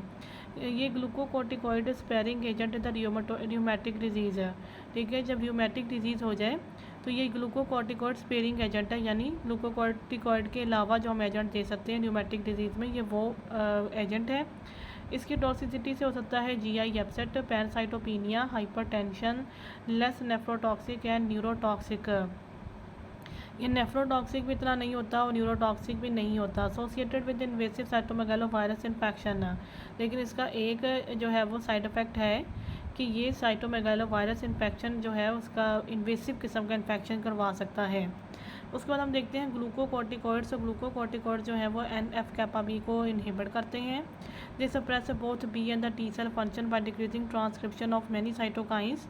इन्होंने साइटोकाइंस की ट्रांसक्रिप्शन को डिक्रीज़ करके बी और टी सेल्स के फंक्शन को डिक्रीज़ करना होता है। इंड्यूस टी सेल अपोप्टोसिस, और टी सेल्स की तो इन्होंने वैसे ही अपोप्टोसिस करवा देनी है। अब इन्होंने तीन फंक्शन यहाँ पे परफॉर्म कर दिए। एक इन्होंने एनएफ कैपा बी को इनहिबिट कर दिया है, एक इन्होंने बी और टी सेल्स के फंक्शन को सप्रेस कर दिया है क्योंकि ये ट्रांसक्रिप्शन ऑफ साइटोकाइंस को डिक्रीज़ कर रहे हैं, और तीसरा इन्होंने टी सेल की तो वैसे ही अपोप्टोसिस करवा दी। ठीक है, तो यहाँ पे है many autoimmune and inflammatory disorders में ये यूज़ होते हैं। एड्रेनल इंसफिशेंसी में, एस्थमा में, सीएलएल, नॉन हॉजकिन लिम्फोमा। ठीक है, तो इस तरह की ऑटोम्यून डिजीज़ में यूज़ हो रहे हैं, और ये लिम्फोमास में भी यूज़ हो रहे हैं। एस्थमा में भी इसको यूज़ कर लेते हैं, एड्रेनल इंसफिशेंसी में यूज़ करते हैं। ठीक है, तो इसको हम जो है इसकी जो टॉक्सिसिटी है उससे कुशिंग सिंड्रोम हो सकता है, ऑस्टियोपोरोसिस हो सकती है, हाइपरग्लाइसीमिया हो सकता है, डायबिटीज़ है, एमेनोरिया है, एड्रीनोकोर्टिकल एट्रोफी है, पेप्टिक अल्सर्स हैं, साइकोसिस है, कैटरेक्ट्स है, एवास्कुलर नेक्रोसिस और फीमरल हेड भी इससे हो सकती है। ठीक है, उसके बाद demargination of the WBCs causes artificial leukocytosis. ठीक है, जब WBCs की डी मार्जिनेशन होती है तो वो आर्टिफिशियली ल्यूकोसाइटोसिस जैसी लग रही होती है, ऐसा लगता है जैसे ल्यूकोसाइटोसिस हो गई है, पर वो आर्टिफिशियल होती है। एड्रेनल इंसफिशिएंसी में develop if drug is stopped abruptly. अगर हम इस ड्रग को अब्रप्टली स्टॉप कर देंगे तो एड्रेनल इंसफिशिएंसी हो सकती है आफ्टर क्रॉनिक यूज़। अगर किसी ने इसको क्रॉनिकली यूज़ किया है तो फिर इसको फ़ौरन से विड्रॉ नहीं करना चाहिए, नहीं तो एड्रेनल इंसफिशिएंसी हो सकती है। उसके बाद हम पढ़ रहे हैं recombinant cytokines and clinical uses, यानी कि वो साइटोकाइंस जो हमने रिकॉम्बिनेंट टेक्निक से बनाए हैं और अब हम उनके क्या क्लिनिकल यूजेस कर सकते हैं। तो इसमें जो है वो बोन मैरो स्टिमुलेशन करते हैं हम, और एक इम्यूनोथेरेपी करते हैं। तो बोन मैरो स्टिमुलेशन के लिए हम यूज़ कर रहे हैं एक एरिथ्रोपोइटिन को, एक कोलोनी स्टिमुलेटिंग फैक्टर्स को, और एक थ्रोम्बोपोइटिन को। एरिथ्रोपोइटिन जो है उसमें आता है इपोइटिन अल्फ़ा। ठीक है, तो ये एरिथ्रोपोइटिन एनालॉग है। ठीक है, इसका नाम है इपोइटिन अल्फ़ा, और ये एरिथ्रोपोइटिन का एनालॉग है। इसका यूज़ हम करते हैं एनीमियाज में, specially in the renal failure associated with increase risk of hypertension and thromboembolic events. ठीक है, लेकिन इसका साइड इफेक्ट है कि ये हाइपरटेंशन और थ्रोम्बोएम्बोलिक इवेंट्स करवा देगा। कॉलोनी स्टिमुलेटिंग फैक्टर्स में एक है फिलग्रेस्ट्रिम। ठीक है, फिलग्रेस्ट्रिम, और एक सरग्रामोस्टिम। ठीक है, तो ये GCSF और GM-CSF के जो है वो एक तरह से एनालॉग्स हैं, यानी इनके फंक्शनिंग को इंक्रीज़ करेंगे। क्लिनिकल यूजेस हैं इनके ल्यूकोपीनिया, जब हम देखें कि ल्यूकोसाइट्स की डेफिशिएंसी हो गई है। Recovery of the granulocyte and the monocyte counts, इस तरीके से हम ग्रैनुलोसाइट और मोनोसाइट्स के काउंट की रिकवरी कर सकते हैं। थ्रोम्बोपोइटिन में हम यूज़ कर सकते हैं रोमिप्लोस्टिम, जो कि थ्रोम्बोपोइटिन का एनालॉग है। एंट्रोम्बोपैग, ठीक है, एंट्रोम्बोपैग ये थ्रोम्बोपोइटिन रिसेप्टर एगोनिस्ट है। ठीक है, इसमें दो हैं, एक है रोमिप्लोस्टिम और एक एंट्रोम्बोपैग। ये दोनों थ्रोम्बोपोइटिन के एनालॉग्स हैं। ठीक है, ऑटोम्यून थ्रोम्बोसाइटोपिनिया में हम इनको यूज़ कर लेते हैं। ठीक है, ये प्लेटलेट स्टिमुलेटर हैं। ठीक है, जब हम देखें कि थ्रोम्बोसाइटोपिनिया हो गया यानी प्लेटलेट डेफिशिएंसी हो गई है, तब हम ये थ्रोम्बोपोइटिन एनालॉग्स दे देते हैं ताकि हम थ्रोम्बोपोइटिन जो है वो थ्रोम्बोसाइट्स यानी प्लेटलेट्स का लेवल दोबारा से सही कर लें, नॉर्मल कर लें। इसके बाद आता है इम्यूनोथेरेपी। इसमें इंटरल्यूकिन 2 है और इंटरफेरॉन्स हैं। ठीक है, इंटरल्यूकिन 2 में है दी एल्डिस ल्यूकिन। ठीक है, एल्डिस ल्यूकिन ये हम यूज़ करते हैं रीनल सेल कार्सिनोमा में और मेटास्टैटिक मेलानोमा में। ठीक है, रीनल सेल कार्सिनोमा और मेटास्टैटिक मेलानोमा। इंटरफेरॉन्स, ये मेलानोमा जो है ये स्किन का कैंसर होता है। तो इंटरफेरॉन्स हमने देखा कि interferon alpha, interferon beta, interferon gamma, तीनों जो हैं वो हमने क्लिनिकली बना लिए, रिकॉम्बिनेंट टेक्निक से बना लिए हैं। इंटरफेरॉन अल्फ़ा को हम यूज़ करते हैं क्रॉनिक हेपेटाइटिस सी, ठीक है, एंड बी। ठीक है, क्रॉनिक हेपेटाइटिस सी में, लेकिन ये इतना प्रिफेरेड नहीं है सी में, and B renal cell carcinoma में भी हम इसको यूज़ कर लेते हैं। ठीक है, इंटरफेरॉन बीटा को हम यूज़ करते हैं मल्टीपल स्क्लेरोसिस में, और इंटरफेरॉन गैमा को हम यूज़ करेंगे क्रॉनिक ग्रैनुलोमाटोस डिजीज़ में। ठीक है, इंटरफेरॉन बीटा मल्टीपल स्क्लेरोसिस और इंटरफेरॉन गैमा क्रॉनिक ग्रैनुलोमाटोस डिजीज़ है, ठीक है, ग्रैनुलोमा डिजीज़ और गैमा, यहाँ से हमें ये याद रहेगा। इसके बाद आता है थेरेपेटिक एंटीबॉडीज़, ठीक है, तो यहाँ पे जो है वो थेरेपेटिक एंटीबॉडीज़ दी हुई हैं, वो एंटीबॉडी जो हमने जो है वो बना ली हैं, थेरेपेटिकली बना ली हैं। तो इसमें जो है वो ऑटोम्यून डिजीज़ थेरेपी, तो यहाँ पे जो है वो डिफरेंट ऑटोम्यून डिजीज़ की हम थेरेपी कर सकते हैं इन थेरेपेटिक एंटीबॉडीज़ की मदद से। और उसके बाद यहाँ पे कुछ अदर एप्लीकेशंस दी हुई हैं। तो सबसे पहले हम देखते हैं कि कौन सी जो है वो थेरेपेटिक एंटीबॉडीज़ हैं। तो इसमें एक अडेलीम्यूमब है और इन्फ्लिक्सीमैब है, ठीक है। इसका टारगेट होता है सोलबल TNF अल्फ़ा, ठीक है, सोलबल TNF अल्फ़ा को इन्होंने टारगेट करना है इन दोनों ने। इनको हम यूज़ करते हैं इन्फ्लेमेटरी बाउल डिजीज़ में, ठीक है, इन्फ्लेमेटरी बाउल डिजीज़, रियोमेटॉइड आर्थराइटिस, ये सारी की सारी ऑटोइम्यून डिजीज़ हैं। एनकाइलोजिंग स्पॉन्डिलाइटिस और सोरियासिस, ठीक है। प्री ट्रीटमेंट स्क्रीनिंग, लेकिन ट्रीटमेंट करने से पहले हमें स्क्रीनिंग करनी पड़ेगी कि कहीं पेशेंट को cytomegalovirus, Epstein Barr virus, hepatitis B virus, hepatitis C virus, tuberculosis और वेरिसिला जोस्टर वायरस का इन्फेक्शन तो नहीं है कहीं, due to the risk of reactivation, क्योंकि रीएक्टिवेशन इन इन्फेक्शंस की हो सकती है। तो हमें ट्रीटमेंट से पहले हमें ये थेरेपेटिक एंटीबॉडीज़ देने से पहले स्क्रीनिंग करनी पड़ेगी इन सारे के सारे इन्फेक्शंस के लिए। Etanercept is a decoy TNF alpha receptor, तो जो ईटानरसेप्ट है वो एक TNF अल्फ़ा रिसेप्टर है and not a monoclonal antibody, ठीक है, वो एक मोनोक्लोनल एंटीबॉडी नहीं है। उसके बाद है इसूलिज्यूमब, ठीक है, इसूलिज्यूमब ई से है, ठीक है। कॉम्प्लीमेंट प्रोटीन C5 इसका जो है वो टारगेट होता है, ठीक है, कॉम्प्लीमेंट प्रोटीन C5 यूज़ हम इसको करते हैं प्रिज्मन नक्चनल हीमोग्लोबिनूरिया में, associated with increase risk of meningococcal infections, ठीक है, ये मेनिंगोकोकल इन्फेक्शंस के रिस्क को इंक्रीज़ कर देता है। इसके बाद है ग्यूसलक्यूमब, ठीक है, ग्यूसलक्यूमब इंटरल्यूकिन 23, ठीक है, इंटरल्यूकिन 23 इसका टारगेट है। सोरियासिस में हम इसको यूज़ कर रहे होते हैं। इसके बाद है इक्सीकीज्यूमब और सिकुकीज्यूमब, ठीक है, ये जो डिफरेंट जो नाम है इसमें के का इस्तेमाल आ रहा है। तो ये इंटरल्यूकिन 17A के जो टारगेट हैं, ठीक है, इनका टारगेट जो है वो इंटरल्यूकिन 17A है। इसका नाम है इक्सीकीज्यूमब, ठीक है, एक इसमें भी के का काफ़ी ज़ोर है और दूसरा सिकुकीज्यूमब, ठीक है। तो इस तरह के जो नाम है के वाले, ये इंटरल्यूकिन 17A इनका टारगेट है, ठीक है, 17A इनका टारगेट है। सोरियासिस में यूज़ करते हैं और सोरेटिक आर्थराइटिस में भी यूज़ कर सकते हैं। तो ये वाले ज़्यादा बेहतर हुए ग्यूसलक्यूमब से, क्योंकि ग्यूसलक्यूमब को तो हम सिर्फ सोरियासिस में यूज़ कर सकते हैं, लेकिन इनको हम सोरियासिस के साथ सोरेटिक आर्थराइटिस में भी यूज़ कर सकते हैं। इसके बाद आता है नटालिज्यूमब अल्फ़ा-4 इंटेग्रिन, ठीक है, इनका टारगेट जो है वो है अल्फ़ा-4 इंटेग्रिन। तो इनको हम यूज़ करते हैं मल्टीपल स्क्लेरोसिस और क्रॉन डिजीज़ में। अल्फ़ा-4 इंटेग्रिन WBC एडिशन, ठीक है, ये WBC एडिशन करवाता है। Risk of PML in patients with the JC virus, जिन्हें JC वायरस हो जाता है उनमें फिर PML जो है वो हो सकता है, ठीक है। तो ये PML क्या है,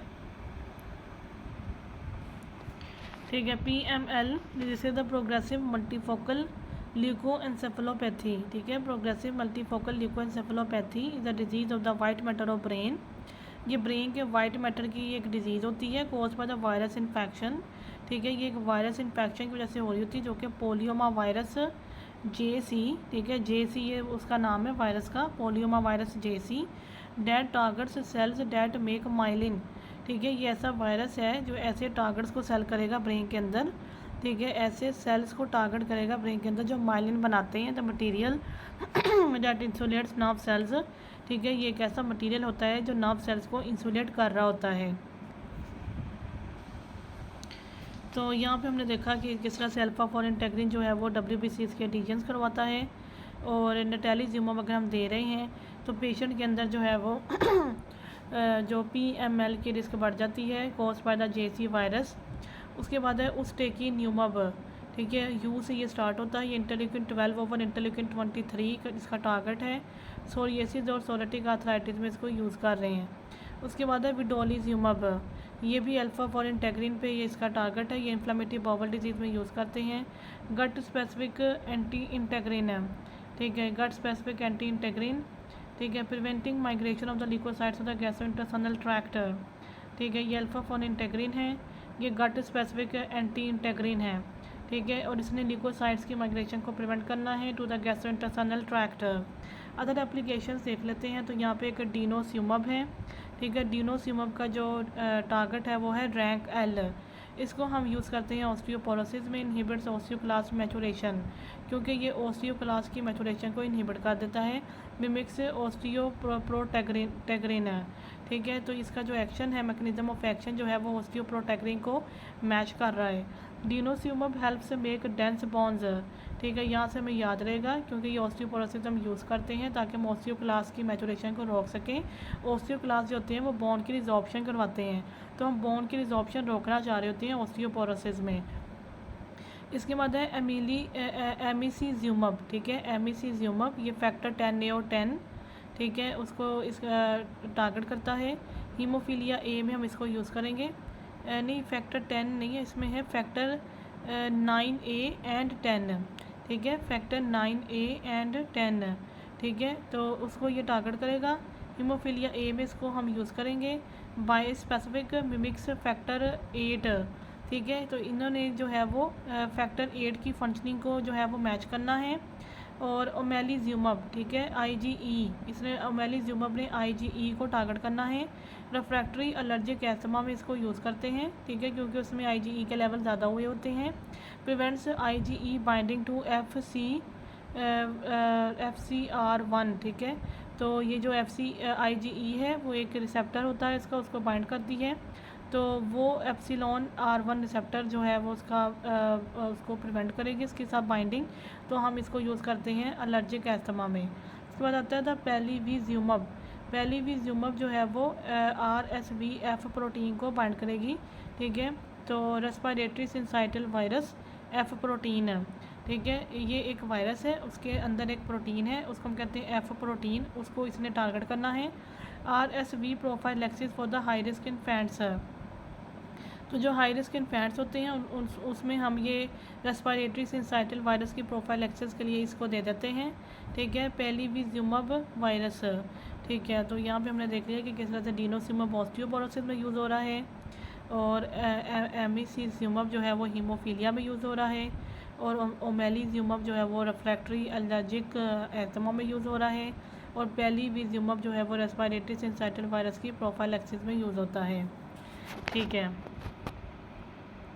तो यहाँ पे हमने देखा कि आज हमारा जो है वो 120 पेज पे जो है वो इम्यूनोलॉजी वाला सेक्शन ख़त्म हो गया है। तो आज की वीडियो में हमारा जो है वो जो टॉपिक है वो ख़त्म हो गया है।